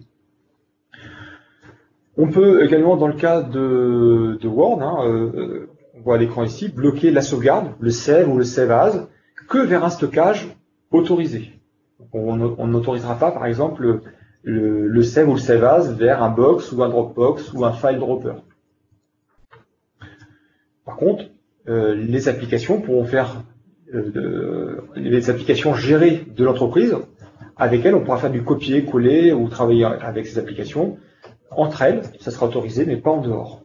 L'idée, évidemment, est d'atténuer le risque de fuite des données d'entreprise.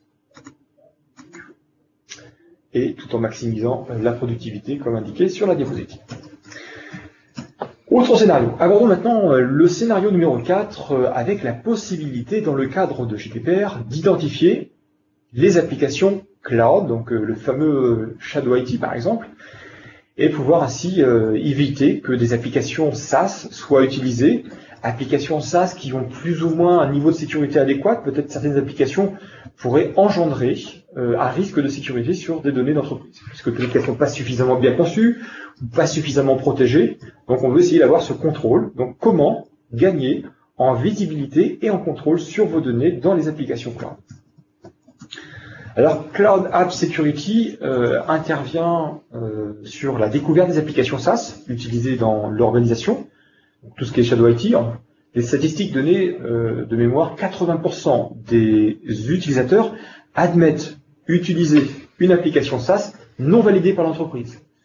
Alors, évidemment, on ne voit pas là une mauvaise intention de la part des utilisateurs. Les utilisateurs, ils veulent simplement faire leur job et que ce soit le plus simple possible. Ils trouvent une application de messagerie, ils disent tiens, on va l'utiliser, ou ils trouvent une application permettant d'éditer les documents, ils vont l'utiliser.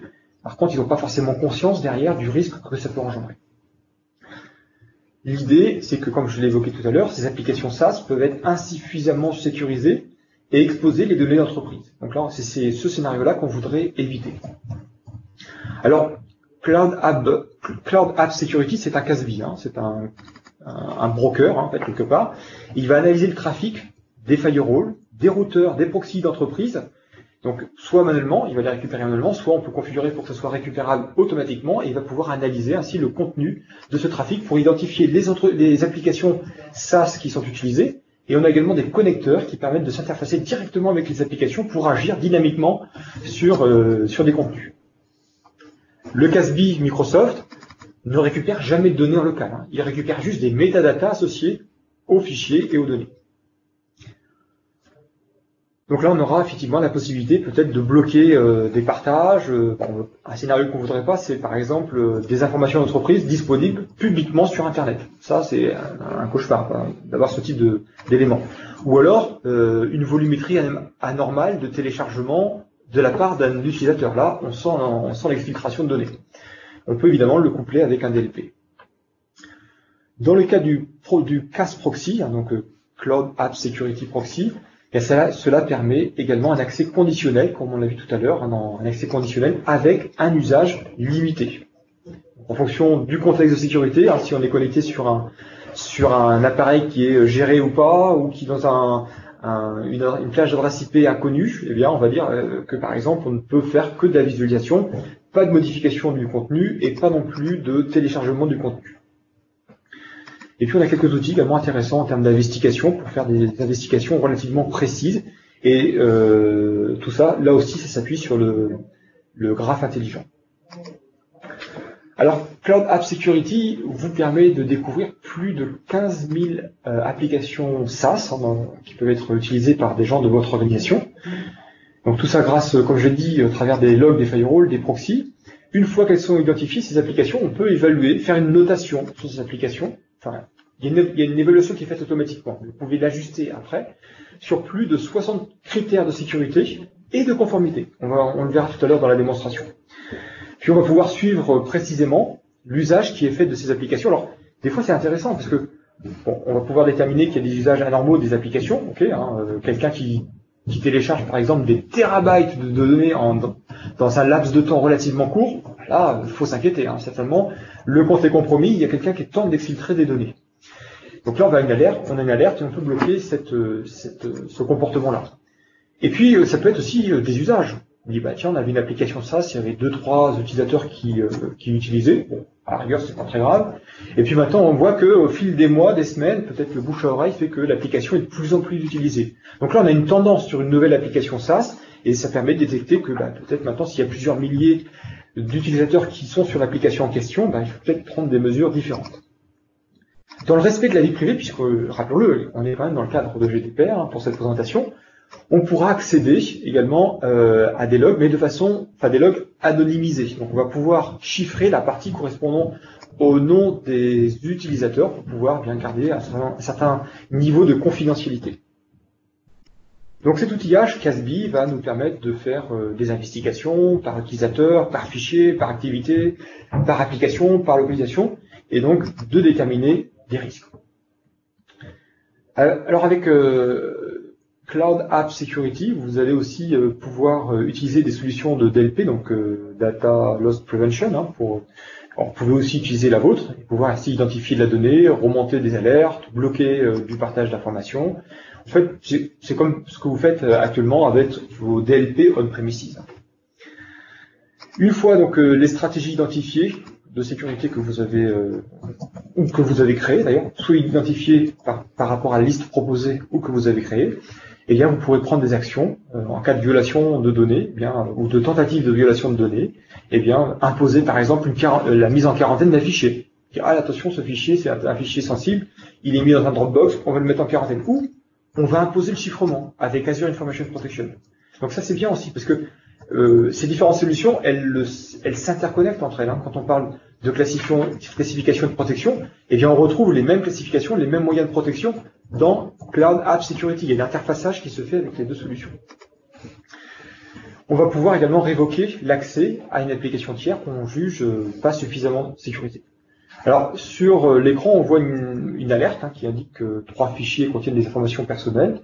Donc là, évidemment, on a la possibilité de prendre des actions sur ces données-là et de pouvoir les protéger, donc chiffrer les données ou mettre en quarantaine. Alors ça peut être fait manuellement ou automatiquement. Voilà, je pense que j'ai fait le tour pour cette diapositive. Là, on voit l'intégration avec donc effectivement AIP. Donc c'est ça qui est quand même très intéressant dans ces solutions, c'est de pouvoir s'interfacer et de pouvoir avoir une expérience, on va dire, agréable pour les administrateurs. Donc là, on voit la visibilité, puisque grâce à ces labels-là, tout de suite, on va identifier qu'il y a une donnée qui est classifiée comme étant sensible, qui est exposée, par exemple, sur Internet.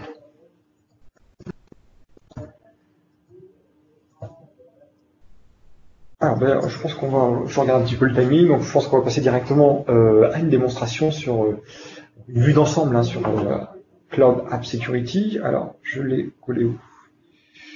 Elle est là. Donc voilà le portail de Cloud App Security. Donc ce qu'on voit déjà, dans un premier lieu, ici sur cette partie-là, on voit le nombre d'applications détectées, le nombre d'utilisateurs qui utilisent ces applications-là, la liste des adresses IP en question, le trafic global, alors en download et en upload au niveau du trafic. Et puis ici, vous voyez le pourcentage ou la volumétrie de transfert de données par rapport à des catégories d'applications ou carrément par rapport aux applications en question. Alors je vous passe tous les aspects de filtrage qu'il est possible de faire à ce niveau-là. Au niveau des risques level, là aussi c'est intéressant puisque vous allez pouvoir visualiser ici la volumétrie des informations en fonction du risque. Donc là, quand on est en vert, on est sur un trafic, on va dire, qui a été validé. On est à travers des applications qui ont été sanctionnées comme étant valides dans l'organisation. En orange, on est sur des applications qui à risque moyen, donc qui sont potentiellement des applications qui n'ont pas été encore évaluées, pour lesquelles on a une évaluation, on a une notation qui n'est pas très bonne. Et puis en rouge ici, on a des applications qui sont utilisées, qui sont pas des applications suffisamment sécurisées. Heureusement, il y a une volumétrie relativement faible. Donc si je rentre dans la partie Discovery App, on va faire ça par exemple.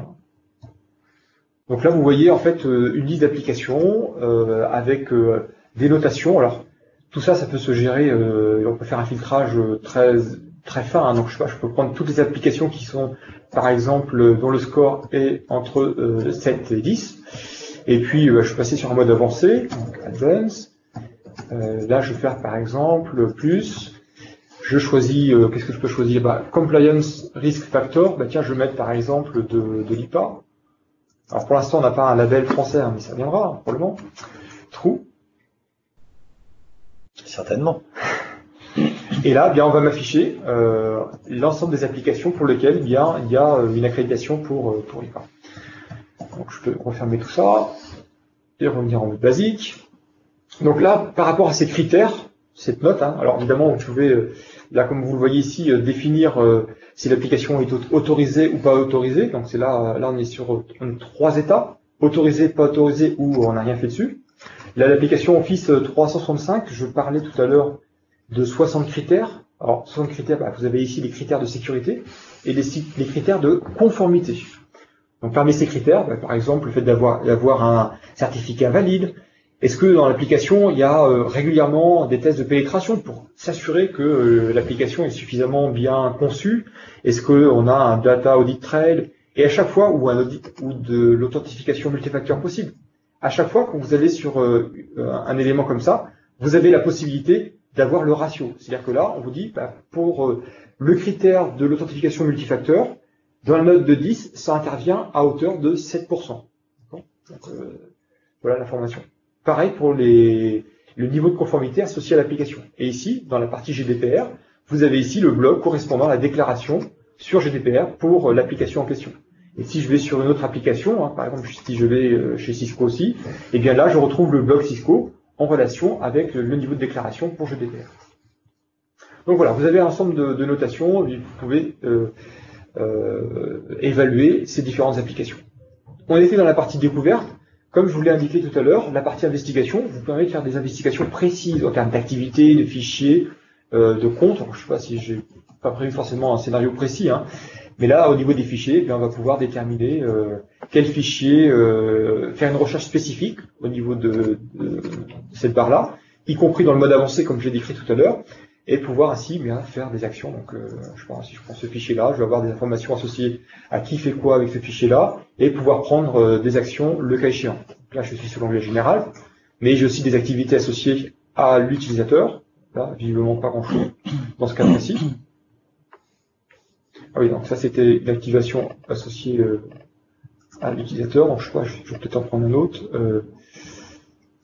Tiens, voilà, ce fichier-là. Donc là, il y a eu un download de fichier et j'ai l'activité associée à l'utilisateur en question. Donc, vous voyez, j'ai une information précise sur un fichier. Le fichier a été téléchargé, ok. Donc là, j'ai une volonté derrière, évidemment, de recherche sur le fichier en question. Peut-être que j'ai été notifié que le fichier était disponible sur Internet. Et après, je vais pouvoir prendre en compte le contexte. Alors, l'utilisateur en question, qu'est-ce qu'il a fait, quelles ont été ses dernières activités, sur quelle adresse IP s'est connecté. Enfin voilà, je vais pouvoir faire une investigation assez précise sur l'environnement. Donc là, c'était sur le fichier. La même chose sur la partie compte. Je vais quand même avancer un petit peu.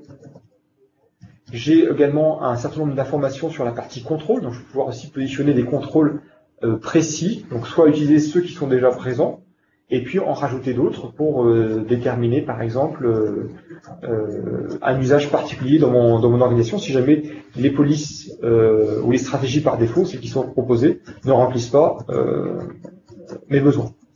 Donc qu'est-ce que j'ai comme information? Par exemple ici, là, le mass download by a single user. Là, j'ai créé une stratégie qui dit que si un utilisateur récupère ou fait plus de 10 downloads en moins de 5 minutes, eh bien, il faut que je remonte une alerte. Alors évidemment, c'est vous qui allez personnaliser tout ça, mais dans le cas d'une fuite de données, ou si un compte est compromis, ça peut être intéressant à récupérer comme information et à être notifié en cas d'alerte. Enfin, et puis là, vous allez retrouver la partie alerte. Donc voilà, on a une alerte par exemple ici qui est identifiée, et je vais avoir toutes les informations relatives à l'alerte en question. Donc j'ai le type de fichier qui est téléchargé, date et heure, je vais pouvoir investiguer et évidemment engendrer des actions dynamiques pour pouvoir bloquer ce type de comportement. Ok, on revient sur la présentation. Voilà, on a vu donc cette partie Cloud App Security. Avant-dernier scénario, c'est comment gagner en sécurité et en conformité. Donc là, on a vu la partie EMS, avec Azure Information Protection, Azure Active Directory, Intune, Cloud App Security. Abordons donc maintenant cette partie sécurité et conformité avec Office 365, donc pour tout ce qui est SharePoint Online et le OneDrive for Business. Donc c'est quelque chose que vous avez déjà dans votre environnement pour certains et qui est utilisé. Donc on peut dire qu'il y a eu un travail assez conséquent de fait sur le portail du centre de sécurité et de conformité. Donc j'ai essayé quand c'était possible de mettre la version traduite en français du portail. Donc on a une large panoplie de solutions de sécurité et de conformité. Ce que je vous propose à travers les différentes diapositives pour en avoir par la suite, c'est de voir chacun, pas dans l'exhaustivité, mais chacun des composants majeurs du portail du centre de sécurité et de conformité pour vous montrer un petit peu ce qu'il est possible de faire. Donc le centre de sécurité et de conformité d'Office 365 a quelque part, puisqu'on vient de parler de Cloud App Security, a une mission à peu près similaire, mais qui est exclusivement sur la découverte et la protection des données et la gouvernance également des données dans Office 365. Alors c'est un portail qui est simple d'utilisation, donc il est accessible, il n'y a pas besoin d'être un expert. Alors ça répond aux deux besoins. Si quelqu'un a effectivement une bonne expertise dans la gouvernance, le DLP, les notions de rapport, de recherche et autres, ça va être l'outil parfait. Et si on est un peu plus novice, on va dire, sur cet aspect-là, eh bien ça s'adapte aussi de façon parfaite. Donc vous allez pouvoir donc configurer tout ce qui est éléments de sécurité, de conformité. Ici vous allez configurer par exemple les règles de protection et de gouvernance des données. Vous allez pouvoir retrouver tout ce qui est alerte par rapport aux données qui se trouvent dans Office 365, des fonctionnalités de recherche avancées. Donc on verra tout à l'heure une petite démonstration sur le e-discovery, l'advanced discovery, et également tout ce qui est rapport d'activité par rapport à vos données, ou même les rapports fournis par Microsoft sur la façon dont on opère le service. C'est également l'endroit où vous pouvez récupérer des informations par rapport aux réglementations acquises par Microsoft. Et d'ailleurs, même on peut accéder aux rapports d'audit, puisque, on l'abordera peut-être un petit peu après, mais on parle beaucoup de sécurité, soit, c'est une bonne chose, encore faut-il que ça soit prouvé.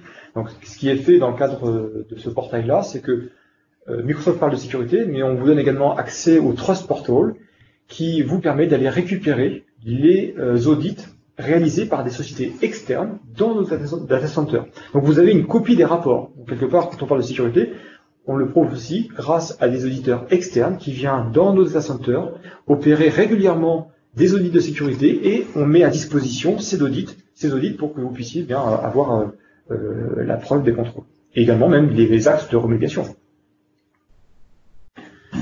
Donc Office 365 va mettre, puisqu'on parle de conformité, va mettre à disposition sous peu, en janvier 2018, un nouvel outil qui sera appelé Gestion de la conformité, qui est un tableau de bord fournissant un résumé de votre niveau de protection des données. Donc on va aussi vous fournir des recommandations pour améliorer la protection des données et de conformité. Alors il y a un score qui est calculé en temps réel et qui est donné en fonction de certaines normes ou de réglementation actuelle. Donc là, vous voyez dans le tableau, il y a du GDPR.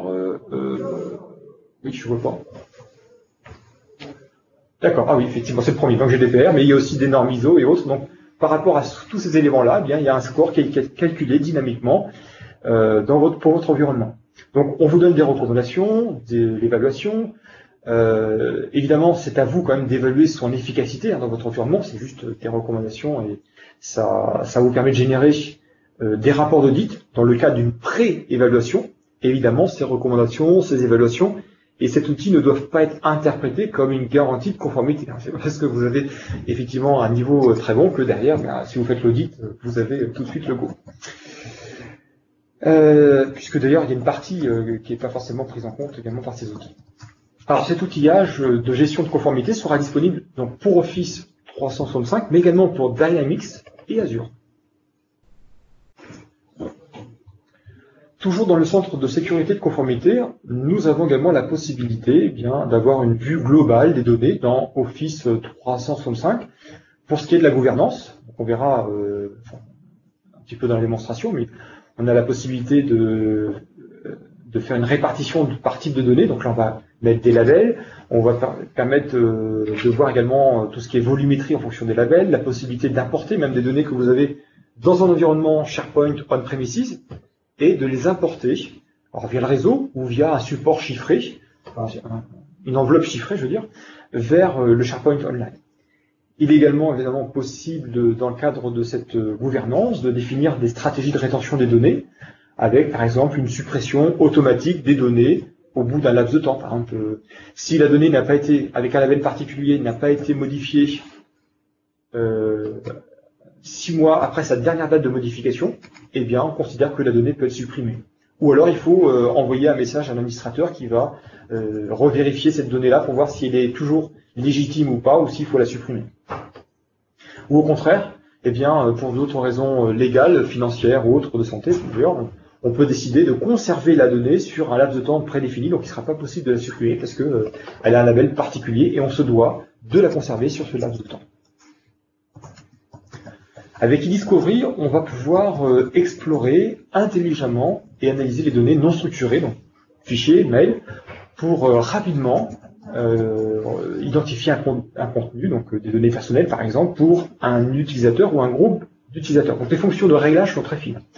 Alors cela peut, par exemple, correspondre à une recherche ou à une analyse qui va être sur des milliers de boîtes aux lettres et des milliers de fichiers dans un SharePoint par exemple.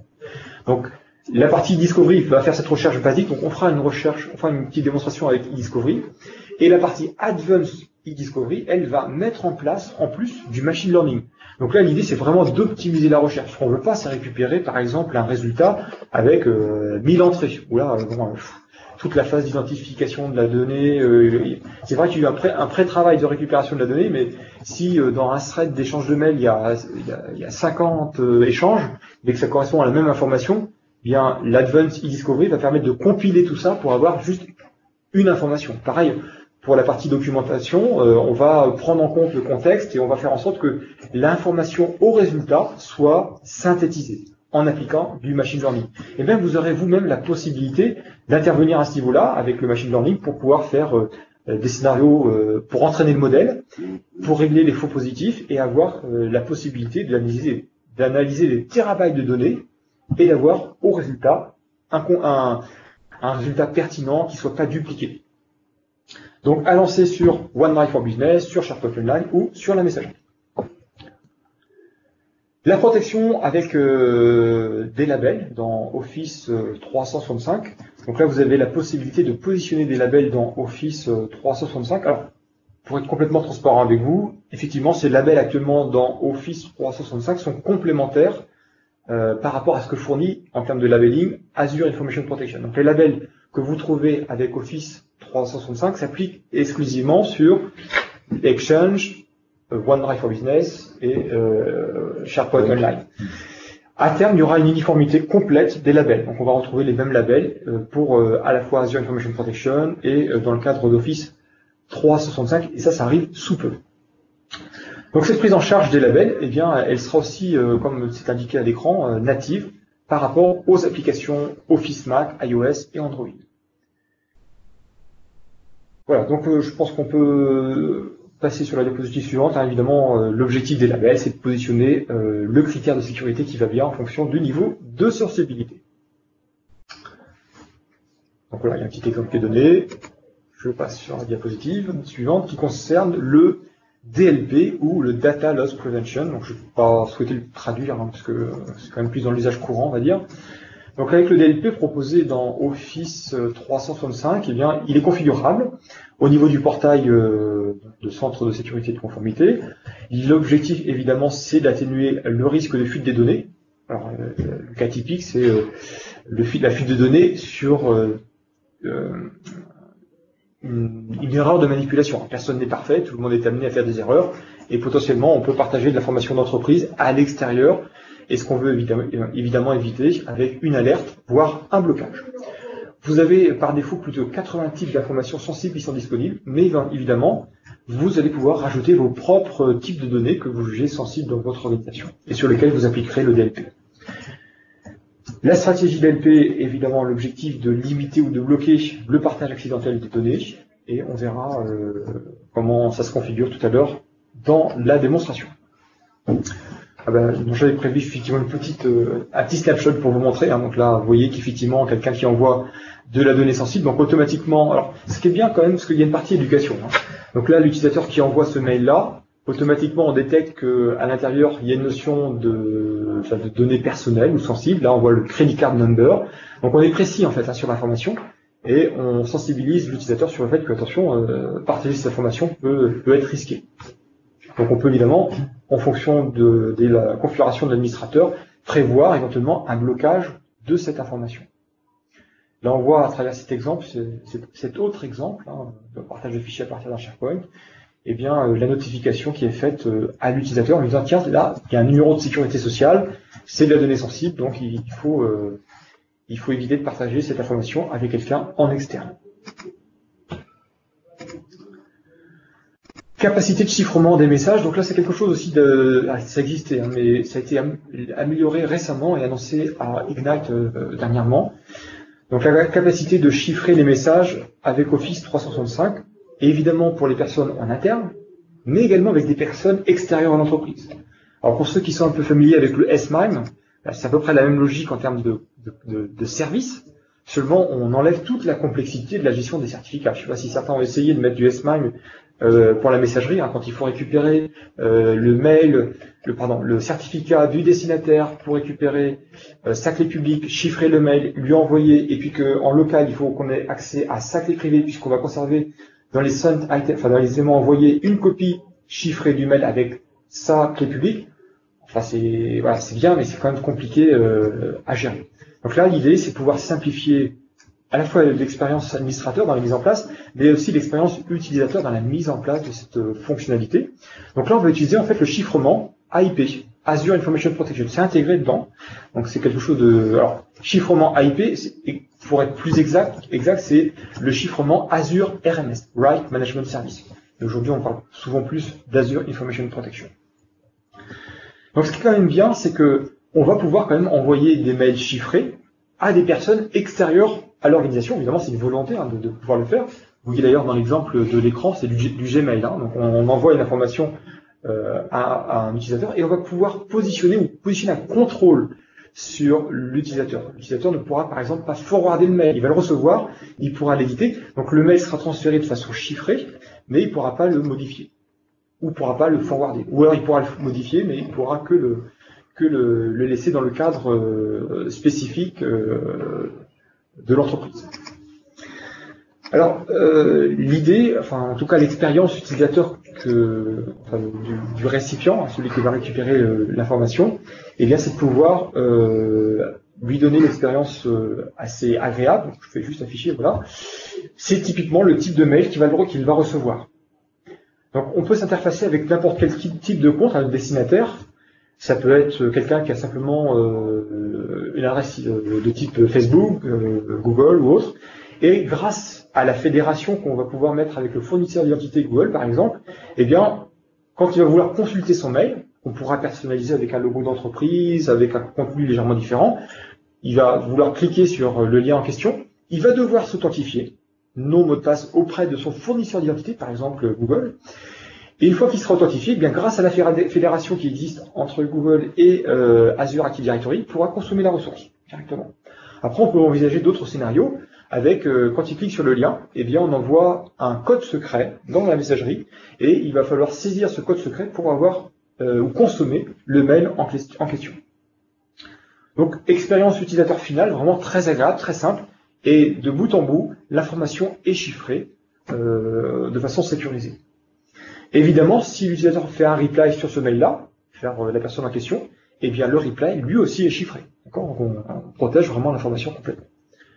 Donc très très bien pour tout ce qui est les scénarios de collaboration B2B ou B2C. Exchange Online Protection, donc là c'est quelque chose que vous connaissez probablement déjà, qui permet donc dans le cadre, il y a eu quelques améliorations de fait quand même, dans le cadre du suivi de l'activité pour ce qui est des logiciels malveillants, quels sont les utilisateurs les plus concernés dans les campagnes de phishing, les statistiques sur les utilisateurs les plus ciblés, le spam. Donc on a un tableau de bord qui permet d'avoir une vue centralisée sur ces éléments-là. Advanced Threat Protection, donc là la partie Advanced Threat Protection de Office 365 permet la protection contre les pièces attachées au mail, et puis également les URL qu'on retrouve dans les mails dans une campagne de phishing. On a également la prise en compte des zero day sur tout ce qui est nouvelles menaces, on va dire, pour pouvoir atténuer le risque de compromission suite à une campagne de phishing. Une nouveauté également, les safe links. Les safe links étaient exclusivement pour les mails externes, et maintenant ils s'appliquent aussi pour les mails internes, puisqu'on n'est pas à l'abri ça faisait partie des demandes qui étaient référencées par nos clients en disant si j'ai un utilisateur interne qui a un lien à l'intérieur non sécurisé et qui l'envoie à un autre utilisateur interne de l'organisation, ça passe au travers. Donc là, l'idée c'est quand même de couvrir tous les scénarios. Donc le safe link s'applique maintenant aussi bien pour les mails venant de l'extérieur que pour les collaborateurs en interne. Une petite précision juste là sur cette partie ATP. Donc on a une référence dans les centres hospitaliers qui est le centre hospitalier de Niort qui a déployé Exchange Online Protection et Advanced Threat Protection pour une infrastructure Exchange hébergée chez eux. Donc on n'a pas l'obligation d'utiliser Exchange Online. On peut avoir une infrastructure de type Exchange ou autre hébergée chez vous. Et on peut lui mettre par-dessus la solution Exchange Online Protection et Advanced Threat Protection. Ok, merci beaucoup pour cette précision. Alors ce que je vous propose, on va pas rentrer dans les détails, mais on va brosser un petit peu le tableau, j'essaie d'agrandir ça. Oui, ça marche. Là, l'idée, c'est de dresser un petit peu, de parcourir, on va dire, le portail Security and Compliance. Donc, au niveau de la classification, on en a parlé. Donc, effectivement, on a la possibilité de créer un certain nombre de labels. Donc, ces labels, ça peut être par exemple GDPR DADA, c'est créé juste pour l'occasion, donc qui définit par exemple une rétention sur 7 ans, enfin 7 années, des données, avec un reviewer ici. Donc, je ne sais pas si je prends l'édition du label en question.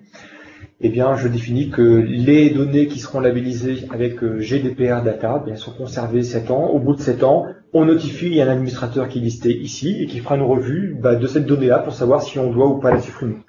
On peut évidemment avoir une approche différente, qui peut être simplement de dire qu'est-ce que je pourrais prendre. Celle-ci, on va prendre celle-ci. Donc là, on a une stratégie un petit peu différente. On est en train de dire ici que la donnée va être conservée 1 an. Et puis, par rapport à la dernière date de modification du document, eh bien, au bout d'1 an, on supprimera le document. D'accord ? Qui sera labellisé avec le short term personal data. Et puis, j'en ai d'autres qui sont listés ici sur peut-être plus une rétention de données. On va voir celui-ci, par exemple. Donc là, on demande à conserver la donnée à minimum 7 ans, parce que c'est de la donnée financière, par exemple. Très bien. Après, une fois qu'on a défini un certain nombre de labels, c'est bien beau d'avoir défini des labels et des caractéristiques en termes de rétention. Il faut après pouvoir définir sur quel type de données ces labels s'appliquent. Je vais en créer un ici, donc le nom du label, la description du label. Sur quoi il s'applique ? Là, typiquement, je pourrais dire que ce label va s'appliquer sur l'ensemble des données dans SharePoint ou dans OneDrive. Et puis, je peux aussi prévoir des exclusions. Je dis, ça s'applique sur toutes les données gérées dans OneDrive, à l'exception d'un compte en particulier. Bon, je sais pas pourquoi, mais il va y avoir une justification.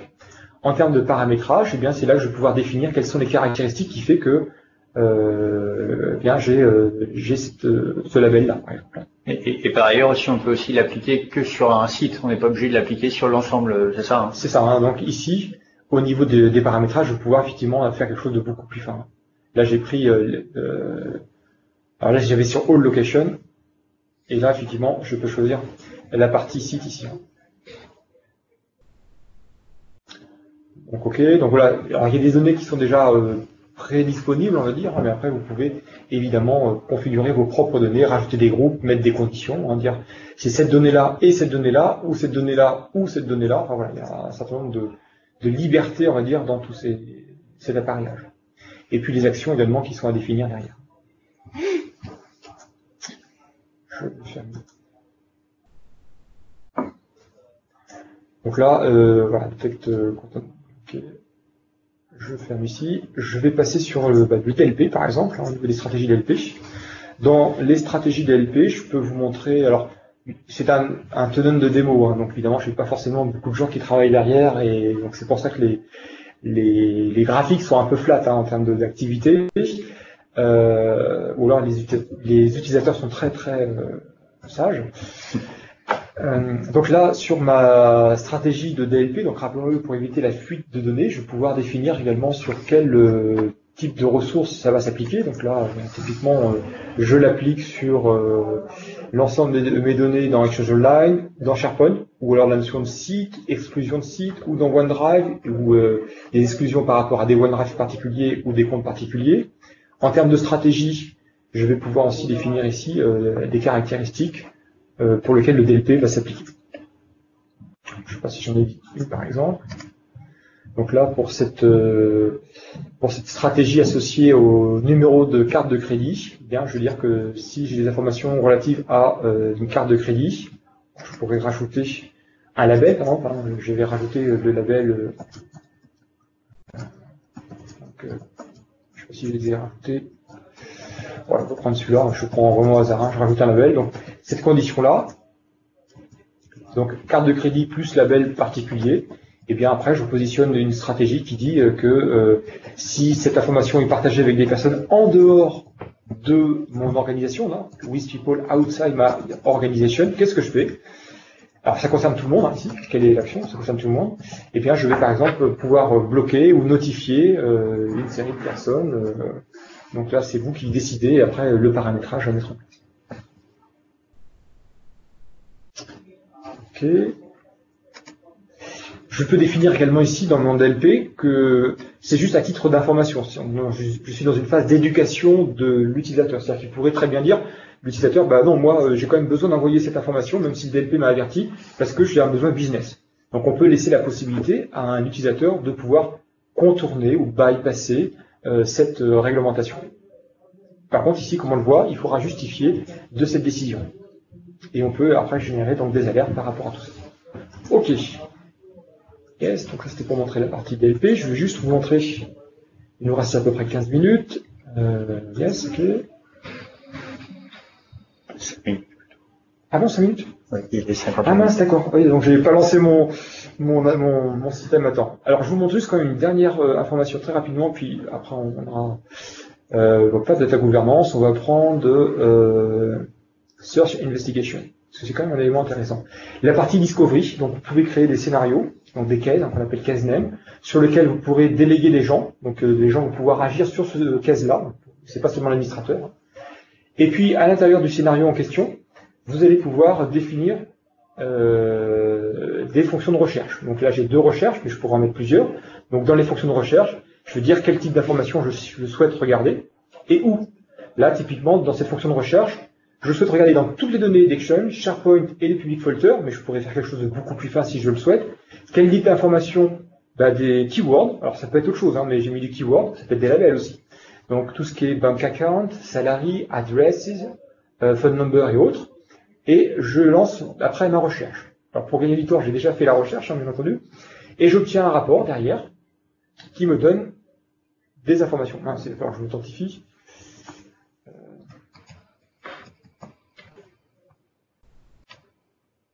J'espère que ça va passer rapidement, parce que sinon je vais basculer sur la présentation.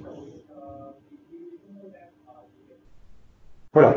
Donc là, j'obtiens le résultat de ma recherche, et juste, on va terminer avec ça après, sur ce résultat, eh bien j'ai évidemment les informations qui sont relatives à mon numéro de bank account. Donc par exemple, là j'ai la possibilité d'ouvrir le message dans ma messagerie, okay, je vais voir ici, pour avoir vraiment des informations plus faciles. Donc là, vous voyez qu'effectivement, j'ai un certain nombre de mails qui sont dupliqués, parce que j'ai pas le Advanced e-Discovery. Donc là, j'ai juste une première récupération d'informations associée au mot-clé que j'ai positionné. Mais en double-cliquant sur le lien ici, j'ai pu ouvrir dans ma messagerie le mail en question. Et puis là, je vois qu'effectivement, il y a un document attaché. Et si j'ouvre le document en question, je vais retrouver, donc ça s'ouvre sur l'autre fenêtre, mais je vais le passer, les informations associées aux informations de bank account.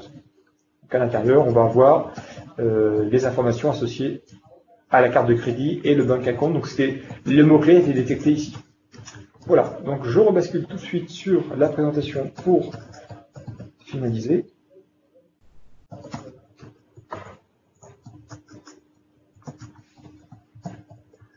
Très rapidement, le dernier scénario, c'est la détection des brèches de sécurité, avant évidemment qu'elles ne causent des dommages irréversibles. Donc là, effectivement, on met en place tout un tas de mécanismes qui s'appuient sur des sources de données multiples. Il faut forcément coupler ça avec du machine learning, un apprentissage des comportements pour détecter ce qui est un comportement dit normal d'un comportement anormal et remonter des alertes, et pouvoir ainsi atténuer le risque des attaques avancées. Là, l'exemple donné, c'était les numéros de carte bancaire. C'est vrai que si quelqu'un retire de l'argent à un endroit, et puis 3 heures plus tard, le retire à un autre endroit ou fait usage de la carte, alors que la distance réellement entre les deux endroits n'est pas possible à réaliser en moins de 3 heures, eh bien, on peut opérer une vérification.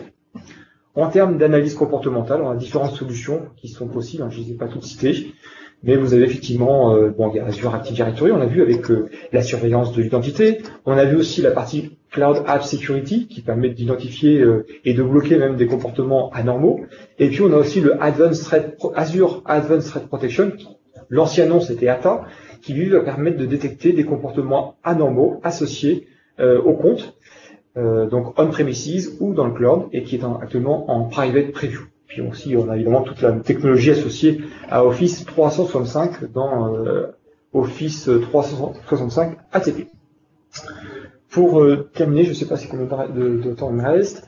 Donc vous avez effectivement un livre blanc, même plusieurs livres blancs qui sont disponibles et qui sont écrits par la filiale française sur la façon de gérer des GDPR, donc plus avec une approche programmatique et également avec un exemple d'utilisation. Donc les liens sont disponibles ici, donc je vous invite à prendre connaissance de cette documentation, et puis également le lien plus général de microsoft.com/GDPR. Je tenais à vous remercier donc d'avoir assisté à cette présentation. Évidemment, Microsoft est à votre disposition pour toute information complémentaire sur ce sujet. Et si vous avez des questions, n'hésitez pas à les poser dans le chat. Donc il y en a eu une ou deux sur lesquelles on a pu répondre. Donc je vais les reprendre rapidement. Il y avait des questions pour les tenants Office 365 existants. Est-ce que les données seront migrées sur l'infrastructure HDS en 2018? Donc de facto, comme je l'ai dit dans la réponse, les tenants Office 365 existants, ils vont devenir HDS. Il n'y a pas de, faut comprendre qu'il n'y aura pas de différenciation sur nos plateformes par rapport à ce que l'on a déjà. On répond déjà à tous les prérequis, exigences techniques de la réglementation pour la partie HDS. Il nous manque le tampon de la ZIP, mais on y répond déjà, donc il n'y aura pas de changement pour les clients existants. Donc pas de migration. Dans le cas d'un partage de contenu sécurisé avec des utilisateurs externes à notre organisation, ces derniers doivent-ils posséder un compte Office 365? Donc non, un utilisateur externe, donc non salarié de l'entreprise ou de l'établissement, à qui on veut partager un contenu de façon sécurisée, n'a pas besoin de licence. Les utilisateurs externes sont gratuits pour se connecter. Différents modes, on l'a vu rapidement tout à l'heure, tu l'as expliqué. Ça peut être un compte Microsoft ou encore l'envoi à un email avec une sécurisation avec un code PIN par exemple, puisque c'est un des nouveaux modes de sécurisation qui est assez récent. Voilà. Mais en tout cas, ça ne nécessite pas de licence. Peut-on labelliser tout le contenu d'un dossier plutôt que de labelliser un doc par doc? Donc là, il y a Julien Chabat qui a répondu qu'il était possible de le faire par commande PowerShell. Je ne sais pas si dans l'interface, on peut labelliser directement un répertoire. Pas à ma connaissance. Je pense qu'on peut le faire effectivement par commande LED PowerShell, mais pas en tout cas directement au niveau de l'interface.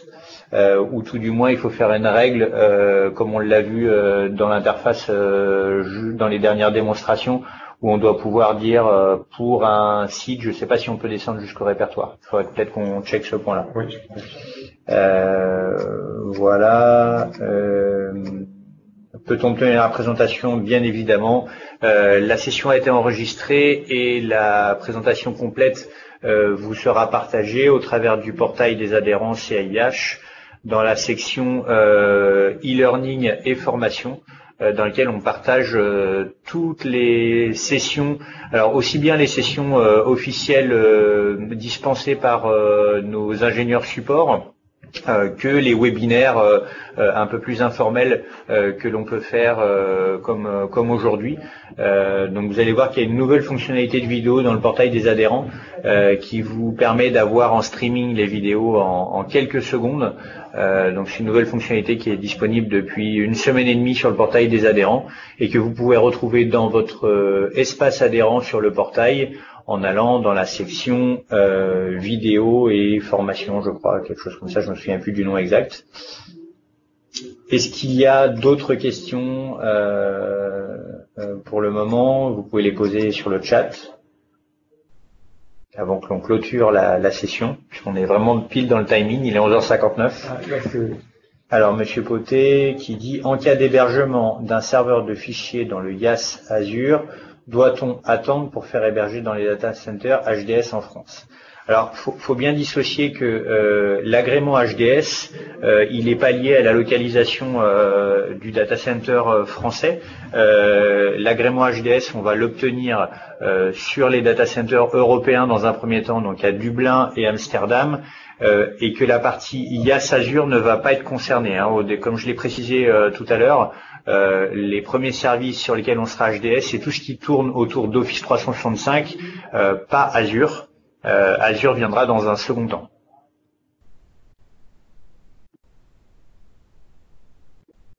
Donc si vous souhaitez héberger des données, un serveur de fichiers dans Azure, ça doit être ordonné de sortir pour le moment.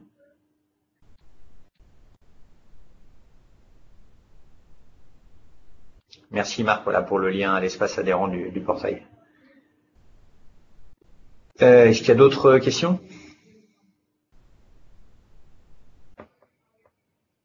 Alors si ça vous vient par la suite, il n'y a pas de souci, on est disponible pour y répondre. Donc n'hésitez pas à me solliciter, vous avez mes coordonnées et je transmettrai à mes collègues spécialistes si je n'ai pas les compétences pour y répondre. Il est 12h01. Je vous remercie pour votre participation à ce webinaire sécurité et conformité. J'espère que ça vous aura permis de vous éclairer dans cette nébuleuse. On fera sûrement d'autres sessions sur le sujet, parce qu'il y a une forte demande des adhérents. Merci beaucoup Daniel pour le contenu et les démonstrations. Et puis à bientôt dans de nouveaux webinaires. Au revoir.